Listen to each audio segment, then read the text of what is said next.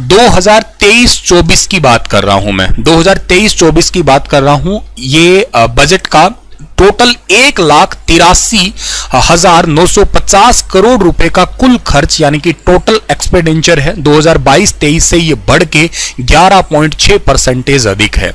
अब एमसीक्यू पढ़ाने लगूंगा ना तब तो आप लोगों को और चीजें समझ में आएगी, लेकिन फिलहाल के लिए यूं देखिएगा, ये बात अपने आप में ही बहुत ज्यादा इंपॉर्टेंट है आपके लिए। यहां अगर आपको थोड़ा नहीं दिख रहा है तो मैं जूम कर रहा हूं। यही क्वेश्चन वेरी इंपॉर्टेंट है कि पिछले साल से हमारा बजट जो है ना वो कितना बढ़ गया है। पिछले साल से हमारा बजट 11.5% आप मोटे तौर पे याद कर सकते हैं। एग्जैक्ट फिगर भी याद करें तो कोई मनाही नहीं है। 11.6% पिछले साल से बजट हमारा जो है ना बढ़ गया है। अगर बात करूं मैं और सालों की, यहां पे जैसे 2014-15 से अगर बात करें 2022-23 तक का जो पूरा लंबा सफर रहा है, यहां पे ग्रोस स्टेट डोमेस्टिक प्रोडक्ट की बात, जैसे आप लोग सकल घरेलू उत्पाद पढ़ते हैं तो राज्य सकल घरेलू उत्पाद है ये आपका, और यहां पे चक्रवृद्धि वृद्धि ब्याज दर जो है ना वो तकरीबन 5.62% रही है आपकी ये। ठीक है, ये तो ठीक है हमारा, लेकिन एक बहुत ही इंटरेस्टिंग चीज जो मुझे दिखाई दे रही है या आपको भी नजर आती है कि हम लोग ना जब बने थे इन द सेंस कि 1966 में जब आप थे ना, तो आप लोग केवल और केवल प्राइमरी सेक्टर पे ही बेस्ड थे। 3 टाइप के सेक्टर होते हैं, आई थिंक आप जानते होंगे। एक प्राइमरी सेक्टर होता है, एक सेकेंडरी सेक्टर होता है और एक आपका होता है टर्सरी सेक्टर होता है। 3 टाइप के सेक्टर हैं। प्राइमरी आपको पता होगा, प्राथमिक, जिसमें आप लोग जैसे कि फॉर एग्जांपल खेती कर रहे हैं, ठीक है ना, उत्पादित कर रहे हैं, बिल्कुल रॉ मटेरियल की बात करते हैं। सेकेंडरी में क्या होता है, उनसे बनाने वाली इंडस्ट्री आ जाती है। जैसे कि आप गेहूं की बात करते हो तो गेहूं से आप बिस्किट बना रहे हो, ठीक है ना, दूध है तो दूध से आप खोया बना रहे हो, पनीर बना रहे हो, वो इंडस्ट्रियां यहां पे आ जाती है। और थर्ड सेक्टर जो आता है ना वो आपका सर्विस सेक्टर होता है डायरेक्ट, जहां पे आप लोग डायरेक्ट सर्विसेज ले रहे होते हो। फॉर एग्जांपल आप फिलहाल जो ये पढ़ रहे हो ये सर्विसेज ही है। इंटरनेट एक सर्विसेज है, बैंक एक सर्विसेज है, और आप मार्केट में गए 10 रुपए दिए डायरेक्ट बिस्किट का पैकेट ले आए। अब किसी ने गेहूं उगाई होगी, किसी ने बिस्किट बनाने की फैक्ट्री लगाई होगी, आप को इससे लेना देना नहीं था, आपने जस्ट 10 रुपए दी और आप बिस्किट का पैकेट ले आए। दैट इज, तो ये क्या हुआ, ये आपका एक सिंपल टर्सरी सेक्टर, इसको आप सर्विस सेक्टर के रूप में जानते हो। इंटरेस्टिंग बात यह है कि हम लोग सर्विस सेक्टर से अभी अगर ग्रोथ देखने की कोशिश करूं ना, मैं पिछले सालों की ग्रोथ दिखाने की कोशिश करूं, तो प्राइमरी सेक्टर का हिस्सा हमारे पास में अब केवल 19.6% है। सेकेंडरी सेक्टर जो है ना वो 29.7 है, और इंटरेस्टिंग तो सबसे ज्यादा ये है 50.7%। It's more than 50%। आधे से ज्यादा अगर आज आप डिपेंडेंसी दिखा रहे हो तो आज आप तृतीय क्षेत्र यानी कि टर्सरी सेक्टर पे आ गए हो। ये अच्छी चीज भी है, ये बुरी नहीं है, ये अच्छी चीज है। वक्त के साथ साथ जरूरी भी है, बदलाव जरूरी है। अब यूं समझिएगा, जैसे हम कभी कृषि प्रधान में थे तो अकेला आप ये तो नहीं कह सकते कि आप एग्रीकल्चर पे डिपेंडेंसी देखते हो, आप लोग के साथ सर्विसेज में ज्यादा बिलीव करते हो। जैसे मैं आपको बहुत बढ़िया और लेमन एग्जांपल देने की कोशिश करूं तो पहले ऐसे कब होता था कि ऑनलाइन आप घर बैठे पढ़ लोगे? ऐसा तो होता ही नहीं था। अगर आप बहुत ढंग से याद करें तो 2016 से पहले ऐसी पॉसिबिलिटी कहीं दिखाई नहीं देती थी कि ऑनलाइन आप घर बैठे हो और आप आराम से अपने ही इच्छा अनुसार पढ़ सकते हो। नहीं, ऐसा कुछ नहीं था। आपको ऑफलाइन ही जाना पड़ता था, सब समझना पड़ता था। और शायद आप कभी सोचते भी होंगे अपने स्कूल कॉलेज में कि यार काश ऐसा होता कि मेरे जो सर ने पढ़ाया था वो सेम चीज मेरे पास में अब दोबारा भी मिल जाती मुझे, मैं सर को पॉज करके सुन सकता, लिख सकता, उन्हीं बातों को रिवाइज रिपीट कर सकता। तो ऐसा पॉसिबल नहीं था, लेकिन आज तो ये पॉसिबल है। तो ये सर्विसेज ही तो हुई ना आपके आगे। कोचिंग एक सर्विसेज ही ना, ऑनलाइन कोचिंग अगेन एक सर्विसेज है। और इंटरनेट की फैसिलिटी को देख रहे हो आप लोग, बैंक की फैसिलिटीज को आप लोग देख रहे हो, और बहुत सारे प्रोडक्ट की फैसिलिटी देख रहे हो। घर बैठे आप बहुत सारे काम कर रहे हो, जैसे जोमेटो है, जैसे स्विगी है, जैसे कार डिलीवरी का ही ले लीजिएगा। मतलब सो मैनी एप्लीकेशन है, बहुत सारी चीजें हैं जो आप लोगों को जस्ट फॉर एक क्लिक करते ही आपको सुविधा मिल जाती है। तो हरियाणा उनमें आगे है, कहने का सेंस है। और मैं आंकड़ों की बात कर रहा हूं तो आंकड़ों में भी हम आगे हैं, दैट इज 50.7% हम लोग आगे हैं। याद करना, एग्जाम पर्सपेक्टिव ये आंकड़े बड़े इंपॉर्टेंट होते हैं। फिर भी आज समझ लीजिएगा, ज्यादा दिमाग पे जोर मत ही दीजिएगा, आप मेरे पे भरोसा रखिएगा। थोड़े समय के बाद ही आपके लिए मैं इस टॉपिक के एमसीक्यू लेके आऊंगा और उनका पीडीएफ भी आप लोगों को प्रोवाइड करवा दूंगा, समझा के पीडीएफ। तो उसकी चिंता ना करिए, बजट में से बनने वाले सारे सवाल आप लोगों को एकदम बेहतरीन तरीके से याद हो जाएंगे, ऐसा मेरा आप लोगों से विश्वास दिलवाने की कोशिश कर रहा हूं, या आप लोगों को वादा करके जा रहा हूं मैं। चलिए, इसके अलावा जो ना ओवरऑल डेट स्टॉक है वो भी निर्धारित रखने का सफल हम लोग रहे हैं। हम लोग जो है ना यूं कहिएगा कम कर्जे में हैं, कहिएगा रेशियो बहुत ज्यादा जो है ना हमारा सुधर रहा है, कहिएगा। घाटे की बात करी गई है, ये भी ठीक है, संशोधित देखा जाए घाटे की अगर बात की जाए आपकी, तो हमारा 2022-23 में राजकोषीय घाटा, जिसको आप लोग फिस्कल डिफिसिट कहा करते हैं, ये 3.29% रहा है, जो कि जीएसडीपी के तकरीबन 3.5% की अनुमेय सीमा के अंतर्गत है। भाई हम लोगों ने जो पहले से अनुमान जो लगाया है घाटा, वो लगभग आपका 3.5% के आसपास था, लेकिन वो उसके अंदर ही रहा है। हम सोच रहे थे कि लगभग 3.5% रहेगा, तो वो उससे कम में ही समझिएगा 3.29 है। ये भी एक एग्जाम में बनने वाला एक सवाल ही है आपका कि राजकोषीय घाटे का क्या अगर वैल्यू दिखाते हो आप लोग, तो यही वैल्यू रहेगा आपका। तो ये एक इंपॉर्टेंट पॉइंट रहता है आपका, ठीक है ना। और 2023-24 के लिए जो है ना घाटा वो 2.96% है आपका, ये अनुमानित है, ये भी याद रखना आप लोग। भाई अपकमिंग के लिए क्या है और पीछे जो आपका बीत गया है उसके ऊपर भी बात हमने कर ली है यहां पे। चलिए, तो ये चीज तो हमें समझ में आई। अब हम बात करते हैं यहां पे और थोड़ी सी आगे बात करते हैं हम लोग, ठीक है ना। राजस्व घाटा हमारा लगातार कम हो रहा है, ये तो चलो ठीक बात है। एक इंटरेस्टिंग बात यहां पे देखिएगा, जो एक किसी भी राज्य के लिए या किसी भी देश के लिए बहुत अच्छी होती है, वो होता है आपका कैपिटल एक्सपेंडिचर, पूंजीगत व्यय। ये क्या होता है सर? देखो, ये बड़ा इंटरेस्टिंग है कि इंफ्रास्ट्रक्चर पे पैसा लगाया जाएगा, और जितना ज्यादा इंफ्रास्ट्रक्चर पे पैसा लगता है उतनी ही ज्यादा जॉब क्रिएट होती है, याद रखिएगा आप लोग। पूंजीगत व्यय का आर्थिक विकास पर सीधा प्रभाव पड़ता है। सरकार कुल व्यय में इस पे पैसा लगाने की कोशिश कर रही है, 31.5% बढ़ा दिया है इसको, और ये लगभग 57,878 करोड़ रुपए जो है ना इसके ऊपर लगाने वाली है, जिसमें रोड बनेंगे, बिल्डिंग बनेंगी, इंफ्रास्ट्रक्चर तैयार होने वाला है। जितने ज्यादा इंफ्रास्ट्रक्चर बिल्डिंग्स बनती है उतनी ही ज्यादा जॉब क्रिएट होती है। तो ये इस बार नेशनल बजट में भी बहुत बढ़ा था, वो भी एक इंटरेस्टिंग था। और अगेन ये तो खैर इंपॉर्टेंट है ही है आपके, सीधा सीधा देखा जाए तो एक स्टेट के लिए भी। चलिए सर, अब बात करते हैं हम लोग यहां पे, ठीक है ना। ये तो चलो हमारे पास में है, एक पॉइंट और है जो एग्जाम में यहां से पूछा जाता है, पर कैपिटा इनकम की बात होती है सीधी सीधी। ये पर कैपिटा इनकम जो है ना, ये भी एग्जाम में पूछ लेते हैं। 2014-15 में वर्तमान मूल्यों का करंट प्राइजेस का 86,647 रुपए थी, जो कि 22-23 में बढ़ के 61,620 हो गई। अब आप ना बार बार एक बात सोचेंगे मन में कि सर ये 2014-15 क्यों बोल रहे हो आप, मतलब इसका क्यों, मतलब आप बोल रहे हो ये बजट क्यों बोल रहे हैं ऐसा? क्योंकि सरकार बीजेपी की तभी आई थी ना, अपना तो वैल्यू देना होता है ना थोड़ा, कि हमने ये किया, वो भी तो बताना जरूरी होता है ना। तो दैट्स व्हाई ऐसा कुछ रहता है। तो हरियाणा के लिए 2014-15 में कुछ ऐसा इनकम था, जो कि अब बढ़ के 2,96,685 रुपए होने की संभावना पे है हम लोग, ठीक है ना। नया कोई टैक्स लगाया गया नहीं है, ये वैल्यू याद कर सकते हो आप लोग अभी के लिए, फिलहाल के लिए।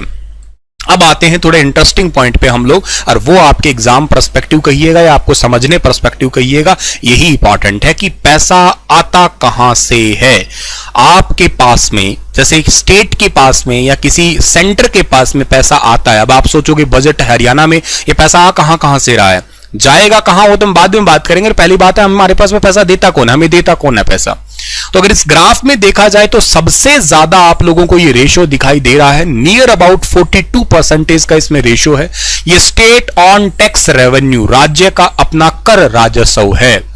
राज्य के खुद के जो टैक्स हैं लगे हुए हैं, स्टेट टैक्स लगे हुए हैं, उनसे हम लोग कलेक्ट करते हैं और उनका ही पैसा है। हरियाणा स्टेट देखा जाए तो शराब के मामले में खूब पैसा कमाता है, ठीक है ना, कहने की जरूरत ही नहीं है। जो 20, 30, 40 रुपए की बोतल बनती है तो वो 200 पार भी बेची जा सकती है, धड़ल्ले से बिकती भी है, ठीक है ना।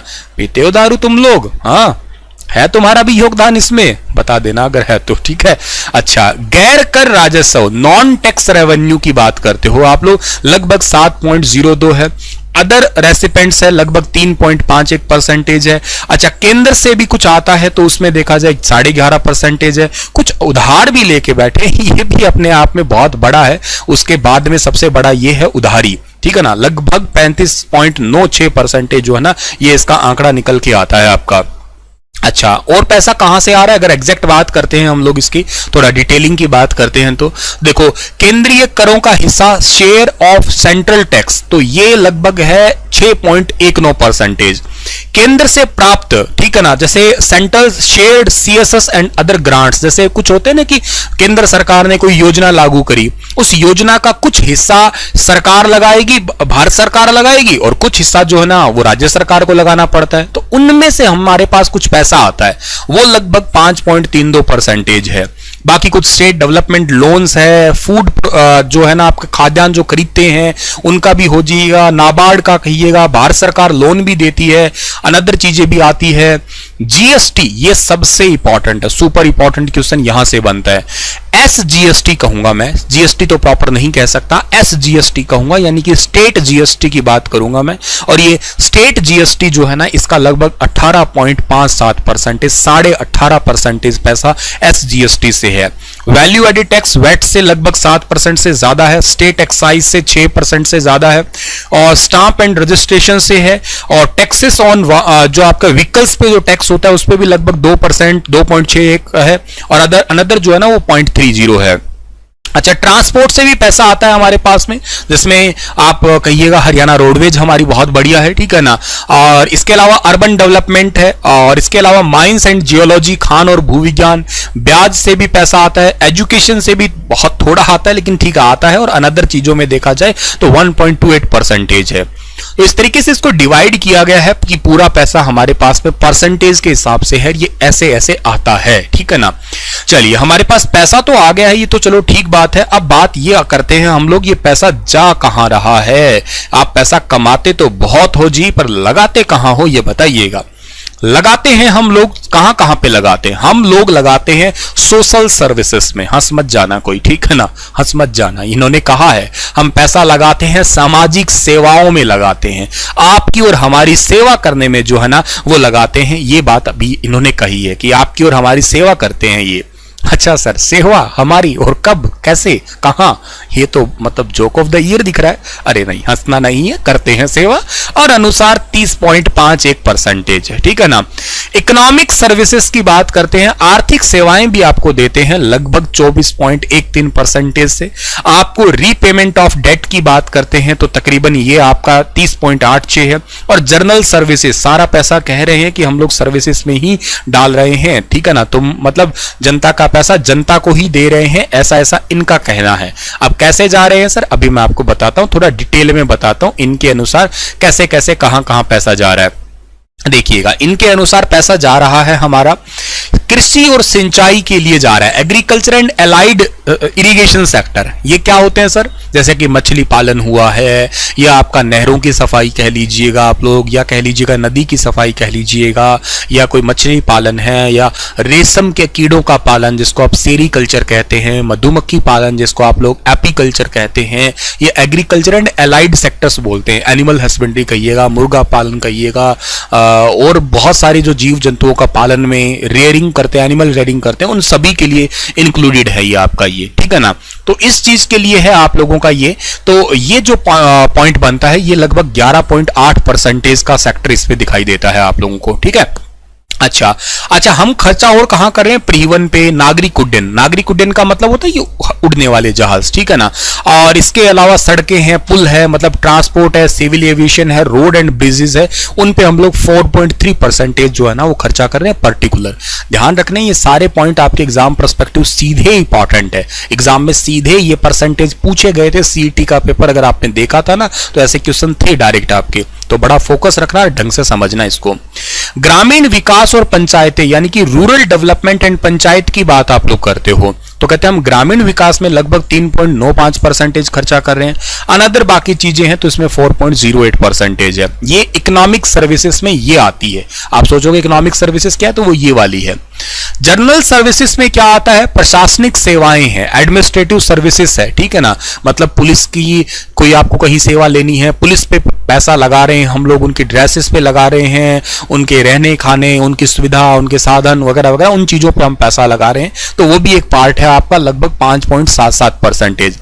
पेंशंस दे रहे हैं हम लोग लगभग 7.18। ये क्वेश्चन वेरी इंपॉर्टेंट है, लगभग ऐसे सवाल बनने की बड़ी उम्मीद रहती है कि पेंशन पे कितना पैसा खर्च करते हैं। स्टेट का भी पूछते हैं, सेंटर का भी पूछते हैं। सेंटर वाले बजट में देख लेना, पढ़ाया है ये, और स्टेट में पढ़ा ही रहा हूं। बाकी जो चीजें बच गई वो लगभग 1.55 रहता है आपका, ठीक है ना। एक बात इन्होंने और भी कही है कि ऋण भुगतान की बात करते हैं। जब आपने किसी से कुछ लिया है, कर्जा लिया है, तो उसका ब्याज तो देना पड़ेगा ही पड़ेगा ना कहीं आपको। तो आप प्रिंसिपल का लगभग जो है ना वो 19.15 और ब्याज इंटरेस्ट लगभग 11.71% उसका ब्याज में भी आप लोग पैसा लगा रहे हैं। कुछ सामाजिक सेवाओं की बात की थी मैंने। सामाजिक सेवा का मतलब क्या होता है? ये आपकी सोशल सर्विसेज जिसके अंदर एजुकेशन आता है, और सरकार कहती है कि हम एजुकेशन के ऊपर 10.97% पैसा लगाते हैं हमारे बजट का।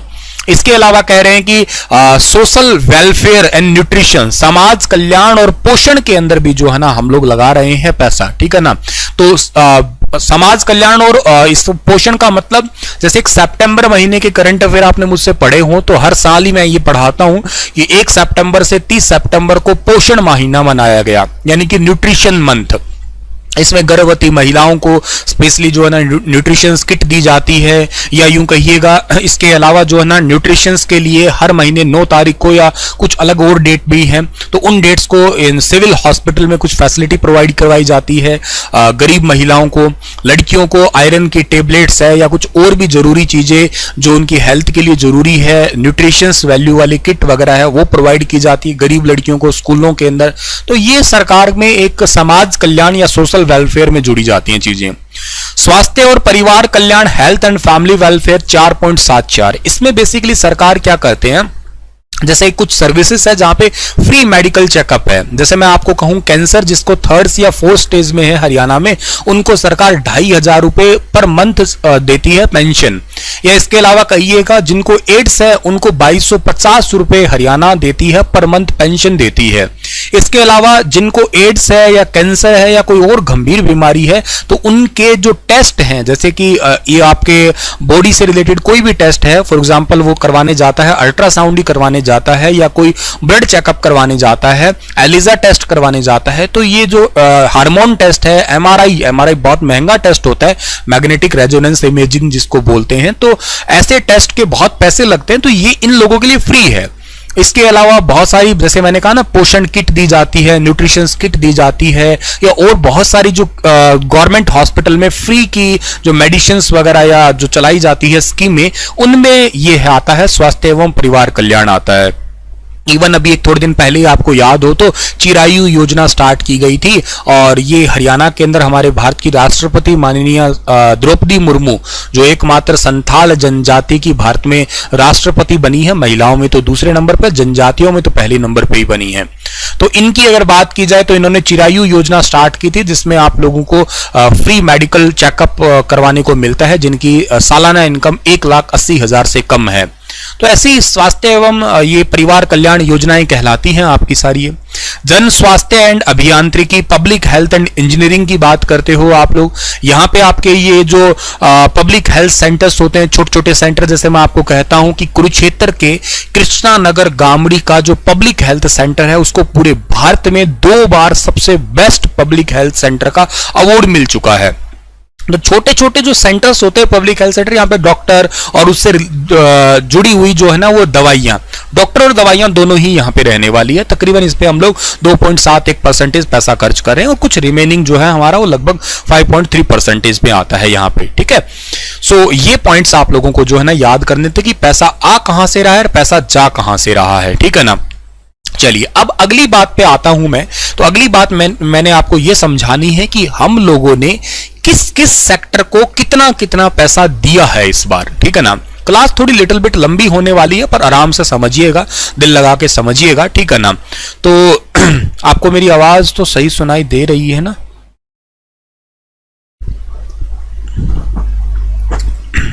सर नो साउंड, ये क्या मतलब, मेरी आवाज नहीं आ रही क्या? आवाज तो आ रही होगी ना मेरी। ये एक आधे छचुंदर आते ही हैं कहने के लिए आवाज नहीं आ रही। बताओ आवाज नहीं आ रही क्या?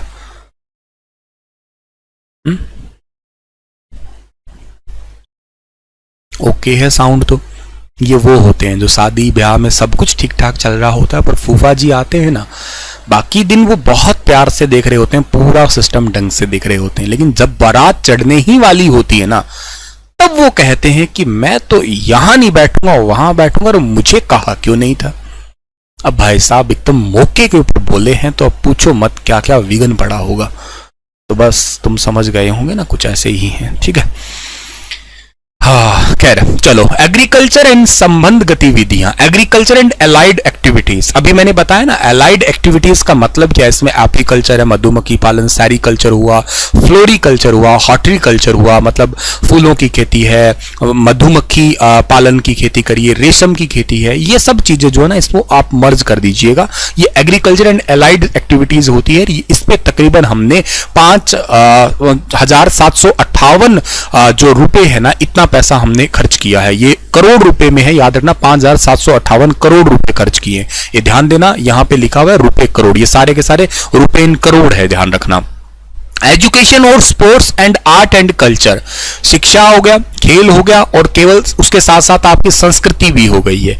इन सभी की बात करते हैं आप लोग, तो ये इसके ऊपर 19,698 करोड़ रुपए जो है ना हमने खर्च किए हैं इस बार बजट में। मतलब इसका बजट इतना रखा है समझो। यहां से भी डायरेक्ट क्वेश्चन आते हैं, मानता हूं थोड़े से मुश्किल होते हैं नंबर याद करने, पर आज की क्लास में याद कुछ नहीं करना, आज की क्लास में जस्ट केवल समझना था, आगे की बातें आगे ही करेंगे हम लोग, ठीक है। तकनीकी शिक्षा, कौशल विकास और औद्योगिक प्रशिक्षण, technical education, skill development and industrial training. ये क्या होता है सर? तकनीकी शिक्षा आप लोग जानते होंगे कि आपका जैसे बीटेक एमटेक वाली एजुकेशन हुई है, या कोई ऐप से रिलेटेड हुई है आपकी, ठीक है ना। कौशल विकास, वैसे मैं बता देता हूं हरियाणा राज्य स्किल डेवलपमेंट पे खूब फोकस करने वाला है, जिसके अंदर क्या है, एक विश्वकर्मा स्किल डेवलपमेंट यूनिवर्सिटी है पलवल के दुधोला में, तो वो बहुत इंपॉर्टेंट है। उसी के तहत ही बच्चों को स्किल सिखाई जाएगी और स्किल के आधार पे ही उनको जो है ना जॉब दिलवाई जाएगी। तो यहां एक बड़ा फोकस किया जाएगा हमारी तरफ से। इसके अलावा इंडस्ट्रियल ट्रेनिंग है, जैसे ITI वाले बच्चे होते हैं, इनको मतलब एक प्रॉपर इंडस्ट्रियल ट्रेनिंग देके उसी आधार पर जॉब लगवाने की कोशिश करवाई जाएगी, और ये 1061 जो है ना इसके ऊपर करोड़ रुपए लगाया गया है। Health and medical education, family welfare, Ayush ECI and food drugs, स्वास्थ्य, चिकित्सा, शिक्षा, परिवार कल्याण, आयुष, खाद्य औषधि, इन सब में, जिसके आपने सुना होगा कि 5 लाख रुपए तक गरीब लोगों का फ्री इलाज जैसे होता है आपका। आयुष डिपार्टमेंट बहुत इंपॉर्टेंट है, आयुर्वेदा है जिसके अंदर यूनानी है, नेचुरोपैथी है, ये सब चीजें इसमें इंक्लूड होती है। और इसके अलावा जो चिकित्सा शिक्षा है, जो MBBS की जैसे एजुकेशन होती है, मेडिकल लाइन की एजुकेशन होती है, डॉक्टर लाइन के लिए एजुकेशन है, इन सभी के लिए तकरीबन 8,053 करोड़ रुपए जो है ना इस बार के बजट में आवंटित किया है। गृह मंत्रालय में 6,444 है। Power and non conventional energy लगभग 7,201, ये बड़ा इंपॉर्टेंट है। विद्युत और गैर परंपरागत ऊर्जा, हम लोग बड़ी कोशिश कर रहे हैं, और आपने शायद नोटिस किया हो, अगर आप रेगुलर मुझसे करंट अफेयर पढ़ते हैं ना, तो मैंने अभी 2-3 दिन पहले एक क्वेश्चन पढ़ाया था कि हरियाणा राज्य ने पंचकुला जिले से कुछ नई बसेस, लगभग 74 के आसपास बसेस जो है ना हरियाणा रोडवेज की, वो लॉन्च किया। आने वाले मार्च तक आते आते हम लोग 600-700 बसेस, लगभग हम 2000 बसेस लॉन्च करने वाले हैं। कहने का सीधा सा मतलब तो ये है। अब ऐसा क्यों कर रहे हैं सर? क्योंकि भारत सरकार ने अपने नेशनल बजट में साफ कहा था कि 1 अप्रैल 2023 से सरकारी व्हीकल जितने भी हैं आपके, वो 15 साल से अगर पुराने हैं तो वो इमीडिएटली चेंज किए जाएंगे। हम पॉल्यूशन को रिड्यूस करना चाहते हैं, इलेक्ट्रिक व्हीकल लाएंगे या BS6 इंजन वाले व्हीकल लाएंगे, अपडेटेड व्हीकल लेके आएंगे, ऐसा टारगेट है। तो उसमें हम लोग बहुत जरूरी है। दूसरी बात, हम लोग इलेक्ट्रिक व्हीकल पर बड़ी ही पॉलिसीज निकाल रहे हैं, और के साथ साथ बहुत टैक्सेस में भी छूट दे रहे हैं। तो मतलब इसको हम लोग फ्यूचर प्रोजेक्ट कह सकते हैं, अपने आप में खूब पैसा लगाया है इसमें भी। सामाजिक न्याय, अधिकारिता, महिला एवं बाल विकास कल्याण, अनुसूचित जाति एवं पिछड़ा वर्ग कल्याण, सोशल जस्टिस एम्पावरमेंट और women and child development and welfare for SC and BCs, इससे रिलेटेड क्वेश्चन भी एग्जाम में पूछे जाते हैं। तो ये सेक्टर बड़ा इंपॉर्टेंट है, मतलब इस सेक्टर को ही पर्टिकुलर जो है ना आप लोग यहाँ पे याद कर सकते हैं। बहुत बहुत जरूरी सेक्टर है ये अपने आप में, ठीक है ना, इसको याद कर लेना है आप लोगों को, ठीक है। सो यहाँ इसका पैसा भी बहुत है, 11,687 जो है ना आप लोगों का इतना पैसा दिया गया है। पंचायत एवं ग्रामीण विकास, इसके लिए पैसा लगभग 4225 करोड़ जो है ना इसके लिए भी पैसा दिया गया है आपका। ठीक है। अच्छा, इसके बाद में और भी है हमारे पास में, फिर परिवहन की बात करते हैं, ट्रांसपोर्टेशन। अभी मैंने कहा ना कि ट्रांसपोर्टेशन में नई चीजें ऐड की जा रही है। ट्रांसपोर्टेशन में कोई ऐसा नहीं कह सकते कि आप केवल रोड ही ट्रांसपोर्ट है, हमारे पास में एविएशन की भी बात चल रही है। हालांकि ऐसा तो नहीं कह सकता कि मैं हरियाणा के अंदर एक इंटरनेशनल एयरपोर्ट बन रहा था, लेकिन अब उसकी बातें तो चेंज हो ही गई है, इंटरनेशनल तो नहीं है अभी, तो आपका वो केवल स्टेट का ही रहेगा, डोमेस्टिक ही है। लेकिन इन फ्यूचर के लिए अंबाला में, करनाल में और हिसार में, इन 3 जगह पे एक 3 एविएशन हब सेटअप किए जा रहे हैं। गुरुग्राम में हेली हब सेटअप किया जा रहा है। एक बोइंग इंटरनेशनल कंपनी, अमेरिका की जहाज बनाने वाली बहुत बड़ी कंपनी है, उसने भारत में पहली बार अपना सर्विस सेंटर खोला है, तो हरियाणा के गुरुग्राम में ही खोला है। मेट्रो को हम लोग बढ़ाना चाहते हैं आने वाले दिनों में। गुरुग्राम जिले की खुद की अपनी मेट्रो हो चुकी है, आपको शायद पता होगा, 28 मेट्रो हुई है उसकी खुद की, 28 मेट्रो, तो ये भी एक अपने आप में बहुत बड़ी बात है। तो हम लोग धीरे धीरे उसको एक्सटेंड कर रहे हैं, सोनीपत लाने की कोशिश कर रहे हैं, पानीपत सोनीपत को अटैच करेंगे, तो तकरीबन 3693 करोड़ रुपए इसके लिए है। शहरी विकास और नगर एवं ग्राम आयोजन की बात करते हैं, इस पे लगभग 5443 है, और इंडस्ट्रीज एंड कॉमर्स के लिए 762 है। इरिगेशन एंड वाटर रिसोर्सेज 5109, ये एक इंपॉर्टेंट सेक्टर है, हरियाणा को इस पे भी खास तौर पे ध्यान देने की जरूरत भी है, क्योंकि हरियाणा राज्य का अगर मैं पिछले आंकड़े निकाल के देखने की कोशिश करूं तो हर साल हमारा 1 मीटर पानी नीचे जा रहा है, मतलब हमारा ग्राउंड वाटर लेवल है वो धीरे धीरे नीचे खिसकता जा रहा है। अब उस ग्राउंड वाटर लेवल को अगर आप ऊंचा उठाना चाहते हो और ठीक ढंग से उसको रखना चाह रहे हो, तो आप लोगों को ग्राउंड वाटर को कम से कम यूज करना होगा।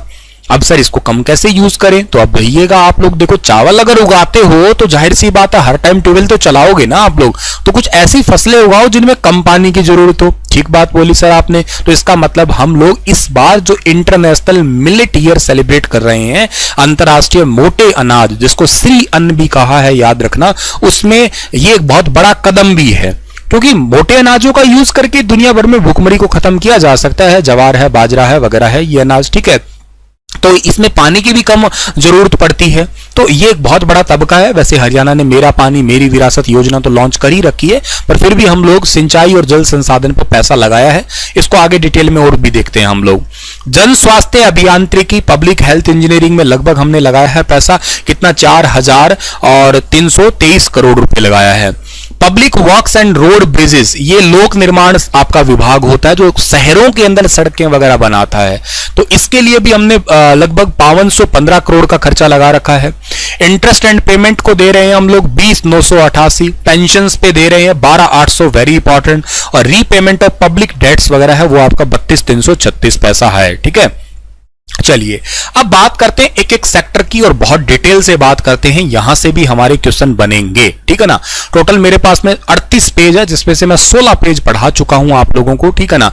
38 में से भी आप छोड़िए, 30-32 एक पेज है आपके, 15 एक पेज हैं आपके बाकी, तो आप चलते रहना और समझते रहना, ठीक है ना। तो समझ रहे हो ना आप लोग, सब चीजें समझ में आ रही है आप लोगों को। एक बार मुझे आप लोग वीडियो को लाइक कमेंट करके बताइए थोड़ा सा, हाँ आपको सही समझ में आ रहा है तो वीडियो को लाइक तो खैर आप कर ही देंगे, कोई इसमें तो इश्यू वाली बात है ही नहीं, ठीक है ना। लाइक करोगे, सब्सक्राइब करोगे तो हमें थोड़ा सपोर्ट मिलेगा, और कुछ खास बड़ी बात नहीं है, ठीक है। चलिए तो हाँ आगे बढ़ता हूं मैं आप लोगों के लिए, और डेली करंट अफेयर सुबह 5 बजे स्टार IQ यूट्यूब चैनल पे, मेरे चैनल पे डेली आते हैं, तो आप उनको तो खैर देखना मिस करिएगा ही मत। हरियाणा परिवार सुरक्षा न्याय की बात करता हूं। अब न्याय तो बहुत ज्यादा जरूरी है, न्याय की अगर बात करते हो तो खैर ऑफ कोर्स जरूरी है, वक्त बढ़ रहा है धीरे धीरे, तो जहां लड़ाई कलेश है वहां पे न्याय तो चाहिए। मौजूदा बीमा योजनाओं को समेकित करने और दावों की प्रक्रिया को सरल बनाने के लिए हरियाणा ने एक हरियाणा परिवार सुरक्षा न्यास की स्थापना की है। मतलब जो फिलहाल के लिए बीमा योजना चल रही है उनको थोड़ा सा बिल्कुल सरल करने के लिए, पहले थोड़ी जटिल प्रक्रिया थी, उस जटिल प्रक्रिया को थोड़ा सा आसान करने के लिए क्या किया जाएगा, एक हरियाणा परिवार सुरक्षा न्यास योजना स्टार्ट की गई है। आपसे सीधे पेपर में ऐसे ही सवाल होंगे कि मौजूदा बीमा प्रक्रिया को आसान बनाने के लिए इस बार के बजट में कौन सी योजना स्टार्ट की गई है, तो आपको याद रखना है हरियाणा परिवार सुरक्षा न्यास योजना स्टार्ट की गई है। जो परिवार सालाना 1,80,000 से कम कमाते हैं, मतलब इनको आप अंत्योदय परिवार कहोगे, याद रखना। अंत्योदय परिवार आप जानते होंगे, गरीब परिवार को अंत्योदय परिवार के रूप में आप जानते हो। इस तक वार्षिक आय वाले परिवार के सदस्य की मृत्यु या दिव्यांग होने पर, मतलब यहां जिनकी जितनी इनकी इनकम इतनी है और इस परिवार के कोई भी मेंबर या मुखिया की मृत्यु हो जाती है या दिव्यांग का मतलब किसी एक्सीडेंटल में कोई हाथ पैर टूट जाए भैया, ठीक है ना, तो उस दौरान दीनदयाल उपाध्याय अंत्योदय परिवार सुरक्षा योजना शुरुआत की गई है। सुपर इंपॉर्टेंट क्वेश्चन है, ध्यान रखना जब भी योजना और स्कीम की बात आती है। वैसे तो अभी के लिए समझना ही है, लिखने के लिए या यूं कहिएगा क्वेश्चन के लिए, वो तो आपने मेरे पे छोड़ ही दी है बात, वो तो मैं आपको एमसीक्यू करवाऊंगा ही, लेकिन फिलहाल के लिए समझो दीनदयाल उपाध्याय अंत्योदय परिवार सुरक्षा योजना किसके लिए है? 1,80,000 तक के लिए। क्या होगा अगर किसी परिवार के सदस्य की मृत्यु हो जाती है या वो दिव्यांग हो जाता है तो उनको लाभ दिया जाएगा। क्या लाभ मिलने वाला है भला सर बताइए? अभी बताते हैं भैया लाभ क्या मिलेगा आपको। देखो जी, लाभ के लिए ये टेबल पढ़ना होगा आपको। देखो इसमें क्या है, अगर 6 साल तक का कोई नन्ना मुन्ना प्यारा सा बच्चा है और उसके साथ अगर कुछ हो जाता है तो उसको 1 लाख रुपए तक की सहायता मिलती है। अगर 6 साल से ज्यादा और 18 साल तक का है तो उसको 2 लाख रुपए की सहायता मिलेगी। 18 से 25 तक का है तो 3 लाख तक की मिलेगी और 25 से 40 तक के हैं तो 5 लाख रुपए मिलेगी और 40 से 60 की आयु से ऊपर के हैं तो उनको 2 लाख रुपए मिलेगी। अरे सर जी क्या मजाक कर दिया, मतलब यहाँ क्या वैल्यू नहीं रही क्या? पता नहीं अब इनकी क्या सोच थी। देखो जैसा था, पर हाँ ठीक था, ऐसा था, आप लोगों को यहां से याद कर लेना है डियर, ठीक है ना। और आंतरिक लेखा परीक्षा के लिए ये तो चलो ठीक, आप इतना टेबल याद रखो काफी है, ठीक है।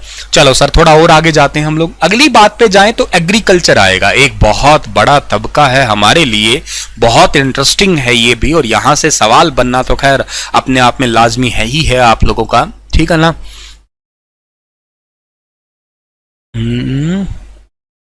ठीक है चलो जी, ठीक है ना। चलो आगे बढ़ते हैं। 20,000 एकड़ क्षेत्र में प्राकृतिक खेती का लक्ष्य है। अगर आपने इस बार मुझसे ना नेशनल बजट को पढ़ा था तो उसमें मैंने आप लोगों को एक पॉइंट पढ़ाया था, और वो पॉइंट ये था एक्चुअली आपका, वो पॉइंट ये था क्या, ग्रीन ग्रोथ। याद हो आप लोगों को ग्रीन ग्रोथ? हम लोगों ने इस बार ना नेशनल बजट में ताई जी ने, निर्मला सीतारमण को मैं ताई जी कहता हूं प्यार से, तो आप समझो ताई जी ने क्या किया था, सप्तऋषि का एक बात रखी थी। सप्तऋषि का मतलब 7 वैरायटीज। वैसे तो हम लोग पूरे भारत को इक्वली ग्रो करेंगे, लेकिन सप्तऋषि का मतलब है कि उसमें से कोई एक पॉइंट है, 7, ये मतलब टोटल 7 पॉइंट है जिन पे हम खास फोकस रखेंगे, और उनकी अगर हम बात करने वाले हैं तो वो एक पॉइंट आपका वेरी इंपॉर्टेंट था, ग्रीन ग्रोथ। ग्रीन ग्रोथ का मतलब ये है कि हम नेचुरल फार्मिंग पे ध्यान देंगे। अब सर नेचुरल फार्मिंग का मतलब क्या है भाई? इसमें हम पेस्टिसाइड का यूज ना करेंगे। पेस्टिसाइड बोले तो सर भाई आप जो स्प्रे करते हो ना, इसका यूज नहीं करेंगे। अच्छा सर स्प्रे करे बिना कीड़े कैसे मरेंगे? तो हम उन्नत किस्म का बीज प्रयोग करेंगे। ठीक बात बोली सर आपने। अच्छा कीड़े मारने के लिए भी कुछ स्प्रे आती है, तो हाँ ये नेचुरल स्प्रे भी होती है, राख की स्प्रे की जाएगी, कुछ ऐसे तैयार किए जाएंगे घर के अंदर ही, जो है ना आपके प्रोडक्ट तैयार करवाए जाएंगे जिससे कीड़ों को मारा जा सकता है। नेचुरल तरीके से भी जहर तैयार किया जा सकता है, लेकिन वो आपको सीधे तौर पे आपके स्वास्थ्य पे हानिकारक नहीं होगा, ना ही आपके एनवायरनमेंट पे हानिकारक होगा। जैसे आपको बहुत सारे तरीके होते हैं ना, जैसे कपास की खेती करते हैं मान लेते हैं लोग, तो आपने सुना होगा कभी, कपास की खेती, खेत है ये, उसके चारों तरफ भिंडी लगा देते हैं। अब जो रोग कपास में आता है वही रोग भिंडी में भी आता है। तो क्या होता है कि बाहर से कोई रोग आएगा और भिंडी में सफेद सुंडी वगैरह लग के रह जाएगी, कपास आपकी सेफ रह जाएगी।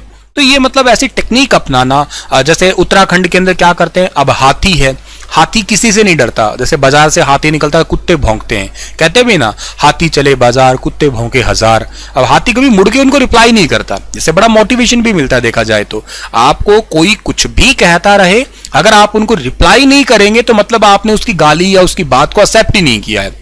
तो हाथी चले बाजार कुत्ते भौंके हजार, क्या ही तो लेना देना, दुनिया का काम कहना है भैया, कहते रहने दो, क्या फर्क पड़ता है। तुम जब तक उनकी बातों पे तुम रिएक्ट कर दोगे, हाथी मुड़ के रिएक्ट कर दे, कुत्ते को कहे हाँ भाई साहब क्या है, क्या चल रहा है, वो भाऊ भाऊ भाऊ करेगा, वो तू भाई साहब, तो उसको जवाब देने का मतलब कुत्ते की बड़ी वैल्यू हो गई, हाथी ने उसको जवाब दिया पलट के, तो बड़ा मोटिवेशन है देखा जाए तो।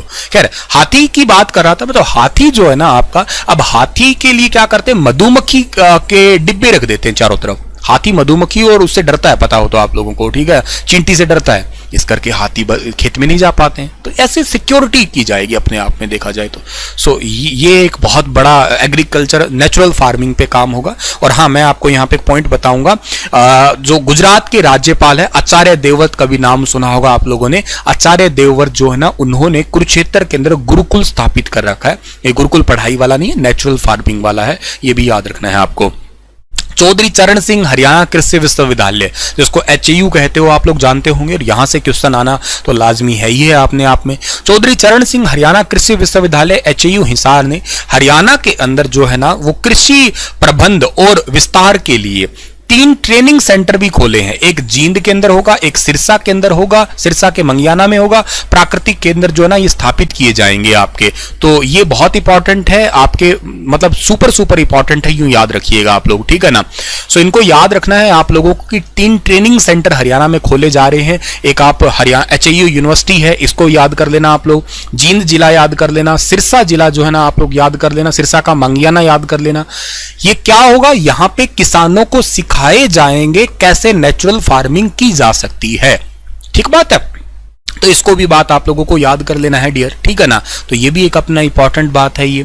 इसके बाद में कि कृषि गतिविधियों में ड्रोन को अपनाने के लिए 500 युवा किसानों को ड्रोन संचालन का प्रशिक्षण दिया जाएगा। ड्रोन मतलब आप जानते हो ना, ये जो ड्रोन शादी ब्याह में देखेंगे, ऐसे ही ड्रोन के माध्यम से जो है ना, वो खेत में स्प्रे करना। अब स्प्रे जरूरी नहीं है कि आप लोगों की पेस्टिसाइड की ही होगी, स्प्रे दूसरी नेचुरल भी होती है, तो उनके माध्यम से पूरी खेत को मॉनिटर करना, ये गतिविधि अपनाने के लिए 500 युवा किसानों को ड्रोन संचालन। मैं आपको बता देता हूं, हरियाणा में पहली महिला ड्रोन पायलट कौन बनी है, उनका नाम है निशा सोलंकी, ठीक है ना, निशा सोलंकी, ठीक है ना, याद रखना आप लोग। करनाल के महाराणा प्रताप हॉर्टिकल्चर यूनिवर्सिटी के अंदर जो है ना, उन्होंने किसानों को ट्रेनिंग दी है, तो ये इंपॉर्टेंट है। निशा सोलंकी हरियाणा की पहली महिला ड्रोन पायलट बनी है, ये इंपॉर्टेंट क्वेश्चन हो सकता है। करंट अफेयर अगर पढ़ते हो तो मैंने आपको पहले पढ़ाया होगा। डेंचा की खेती के लिए सरकार 720 रुपए प्रति एकड़ की दर से लागत से 80% का वहन करेगी। और इसके अलावा अब धान के लिए ना बहुत कोशिश की जाएगी। देखो क्या होता है कि धान की अगर आप लोग बिजाई करते हैं तो धान में पहले क्या करना पड़ता है, खेत पानी से भर के रखना पड़ता है, और उसमें पानी की ज्यादा वेस्टेज होती है। तो कम पानी की वेस्टेज के लिए धान की सीधी बिजाई मशीनों से उसके अधीन के लिए 2 लाख एकड़ क्षेत्र लाने का टारगेट है। हालांकि इसमें थोड़ी उपज कम होती है नॉर्मल वाले से, लेकिन फिर भी कोशिश की जाएगी अगर आपको धान ही लगाना तो धान की मशीनों के माध्यम से सीधी बिजाई करवाई जा सके, जैसे आप लोग गेहूं वगैरह या दूसरी फसलों को बुआई करते हैं उसी प्रकार से ही डियर, ठीक है ना। तो इसको भी बात आपको यहां से याद करना है डियर, ठीक है। सर मैं आपकी सभी वीडियो देखता हूं, आप बहुत बहुत बहुत अच्छी स्टडी करवाते हैं, बहुत बहुत शुक्रिया सर, ठीक है ना। चलो आगे बढ़े। पराली की खरीद, अब देखो बहुत इंपॉर्टेंट, हरियाणा ने एक काम किया क्या कि 2G एथेनॉल प्लांट, ठीक है ना, 2G एथेनॉल प्लांट, ठीक है ना, 2G एथेनॉल प्लांट, ठीक है ना, 2G एथेनॉल प्लांट जो है ना आपका, ये पानीपत के अंदर खोला है, ये याद रखना आप लोग। ये प्रधानमंत्री नरेंद्र मोदी जी ने खोला है, याद रखना। और कब खोला है, 10 अगस्त को, ठीक है ना, 10 अगस्त 2022 के दिन जो है ना इसका उद्घाटन किया है, ठीक है ना। संजय सहारन, ठीक है, थैंक यू संजय सहारन भाई, ठीक है। चलो क्या कह रहा था मैं कि 10 अगस्त 2022 को 2G एथेनॉल प्लांट जो है ना इसका उद्घाटन किया है मोदी जी ने। पराली से एथेनॉल बनाया जाएगा, ये भारत का पहला है, याद रखना। एथेनॉल बोले तो सर आप एथेनॉल का मतलब यूं समझिएगा कि आप पेट्रोल के अंदर मिलाते हैं एथेनॉल को। आज के टाइम में अगर आप पेट्रोल लेके आते हैं तो उसमें 90% पेट्रोल है, प्लस में 10% एथेनॉल ब्लेंडिंग आ रही है, 90 प्लस में 10% का रेशियो चल रहा है, ठीक है। तो आने वाले टाइम में इसका टारगेट है कि हम इसको 20 कर दें, इसको 80 कर दें।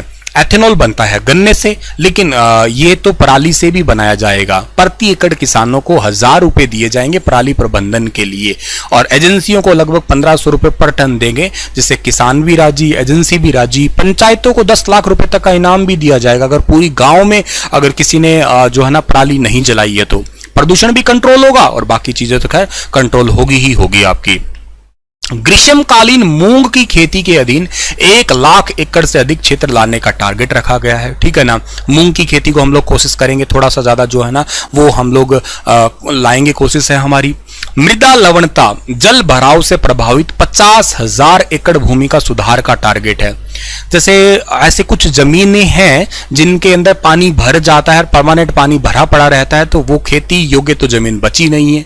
तो उसको खेती योग्य लाने के लिए जो हमारी जैसे कुछ जमीनों में वो आ जाती है ना, लूनी सी, नमक सा आ जाता है, शोरा ज्यादा रहता है, तो उनको यूं कहिएगा जिसमें फर्टिलिटी की कमी है, तो उनको फर्टिलाइज थोड़ा बनाने के लिए, फर्टाइल लैंड तैयार करने के लिए 50,000 एकड़ जमीन जो है ना उसमें सुधार किया जाएगा, ऐसा सरकार का टारगेट है।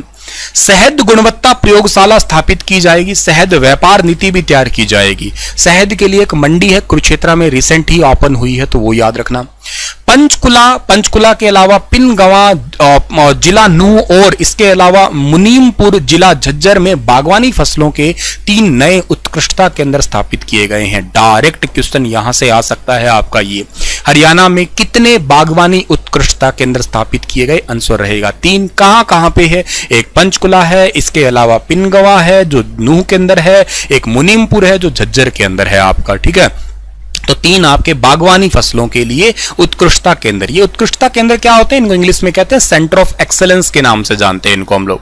सेंटर ऑफ एक्सेलेंस का मतलब है यहाँ पे इनके जो आपके फल है, जैसे मान लेते हैं आम है मान लो, तो उसकी नस्ल पे तैयार काम किया जाता है। उच्चतम नस्ल का बीज या पौधा तैयार किया जाएगा, इसमें कम रोग आए, अधिक पैदावार हो सके कहीं ना कहीं आपकी, ठीक है। तो ये बात भी आप लोगों को यहां से याद कर लेना है डियर, याद रखना।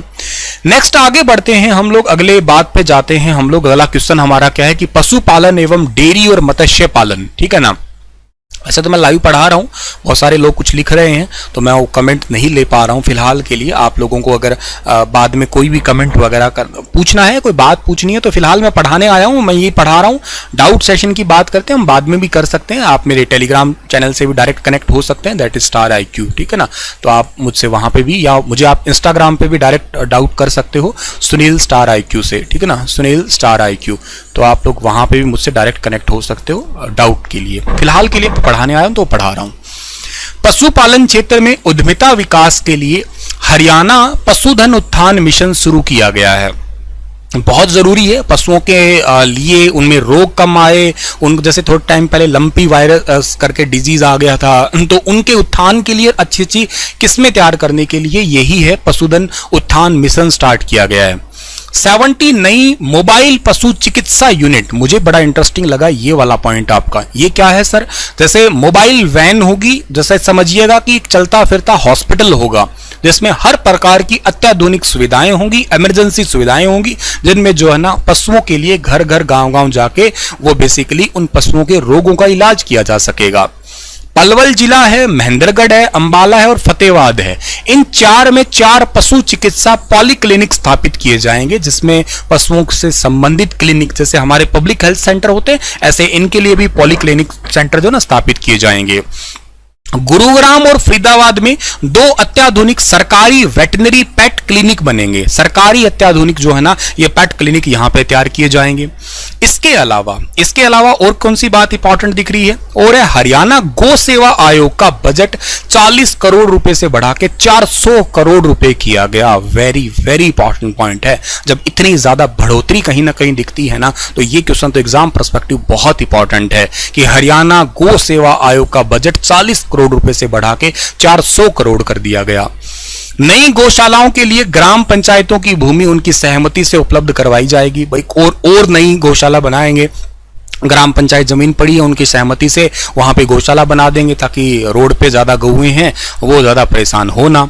सभी के लिए घर, ये भी एक अपने आप में बात है। 1,80,000 रुपए तक वार्षिक आय, पारिवारिक आय वाले जरूरतमंद परिवार के लिए 1 लाख नए घर बनाए जाएंगे। जिनके पास घर नहीं है, इनकम भी बहुत कम है, तो उनके लिए 1 लाख नए घर बनाए जाएंगे सरकार की तरफ से, तो उनमें भी योगदान दिया जाएगा। वेरी वेरी इंपॉर्टेंट है, ये पॉइंट भी आपको याद रखना है। अगली बात है युवा सशक्तिकरण और उद्यमिता की बात करते हैं हम लोग। युवाओं के लिए कोशिश है, जैसे कि समझो ये वो पॉइंट आ गया है जो आपके और हमारे लिए कह सकते हो आप लोग, ठीक है ना। सुनते रहिएगा, समझते रहिएगा, ठीक है ना। तो अगली बात यह कि 2 लाख बेरोजगार युवाओं को कौशल प्रशिक्षण प्रदान करने के लिए 250 करोड़ रुपए का प्रावधान है।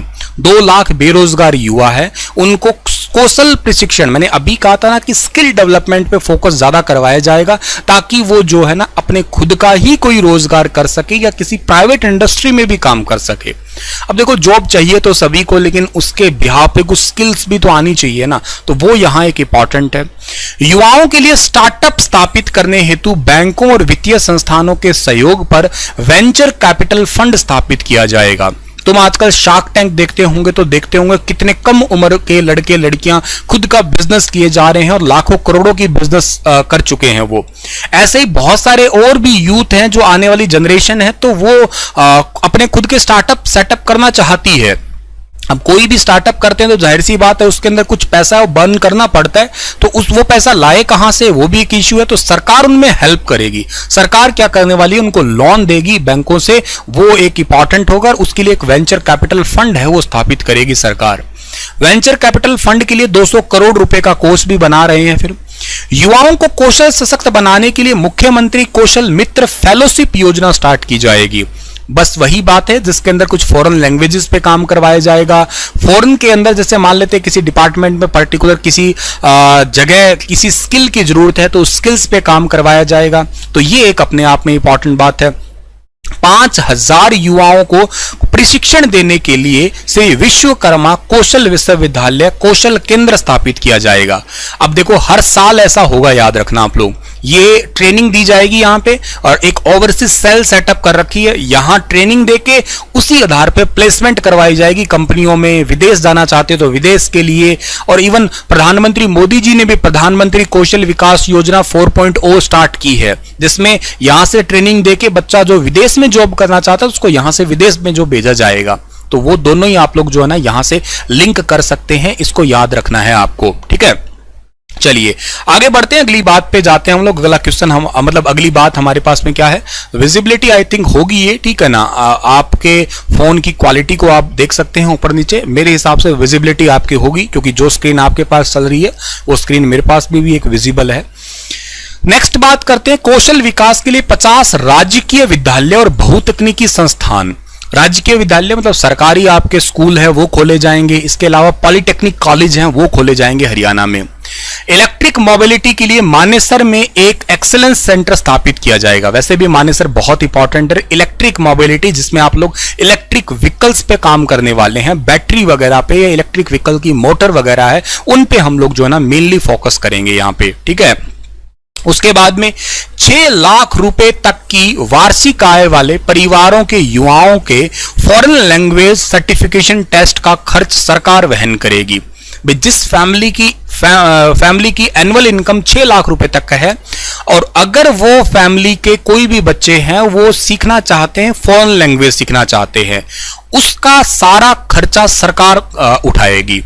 फॉरेन लैंग्वेज सीख के क्या हो जाएगा सर, मैं कहता हूं अगर आपको जर्मन आती है, आपको डच आती है, तो आपको ऑन द स्पॉट जॉब मिलेगी। 4-5 लाख रुपए पर मंथ, आपको कोई इश्यू ही नहीं है। वहां वर्कर की जरूरत है, आपको लैंग्वेज अगर आती है तो कोई इश्यू नहीं, आप कर सकते हैं। फॉरेन कंट्री में ऐसे बहुत डिमांड है, वहां की लोकल रीजनल लैंग्वेज में काम करने वाला चाहिए, बस बात खत्म। पर इशू ये है ना कि 5 लाख रुपए पर मंथ चाहिए तो सही हमें, लेकिन हमें जर्मन नहीं आती, हमें डच नहीं आती है, ठीक है ना, तो हमें फ्रेंच नहीं आती है, तो वो सीखने के लिए सरकार तुम्हारी मदद करने वाली है। तो ये 6 लाख रुपए तक सालाना इनकम जो परिवार के लोग हैं उनके लिए मदद करने वाली पॉइंट है ये आप लोगों का। सरकार आईटीआई में प्रवेश लेने वाली 3 लाख रुपए वार्षिक से कम पारिवारिक आय वाली हर लड़की को 2500 रुपए वित्तीय सहायता दी जाएगी, ठीक है।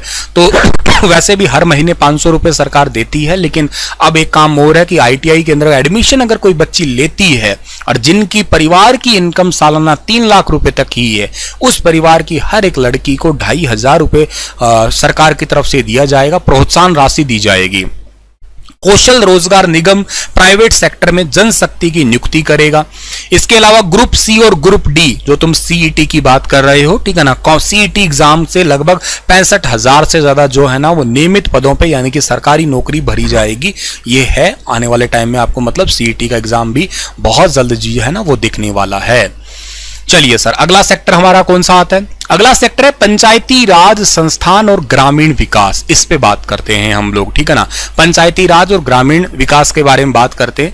क्लास वेरी इंपॉर्टेंट है समझने के लिए, तहे दिल से समझते रहना, टिके रहना, जुड़े रहना, ठीक है ना। लगभग 30 मिनट और लगनी है क्लास की अभी और, तो आप लोग आराम से सुनते रहना 30 मिनट के लिए, और एक एक चीजें आप लोगों को बारीकी से पढ़ पढ़ के समझा रहा हूं मैं, ठीक है। अगली बात, और कोई भी डाउट है किसी का तो मैंने कह दिया, मेरे इंस्टाग्राम पे आप सुनील स्टार IQ सर्च कर लेना, आपको वहां कोई डाउट है तो पोस्ट कर देना, मैं आप लोगों को जरूर उसका जवाब दूंगा। हर एक जिला परिषद में अलग इंजीनियरिंग विंग शुरू की जाएगी। हरियाणा के हर एक जिले के जिला परिषद के अंदर एक इंजीनियरिंग विंग स्टार्ट होगी।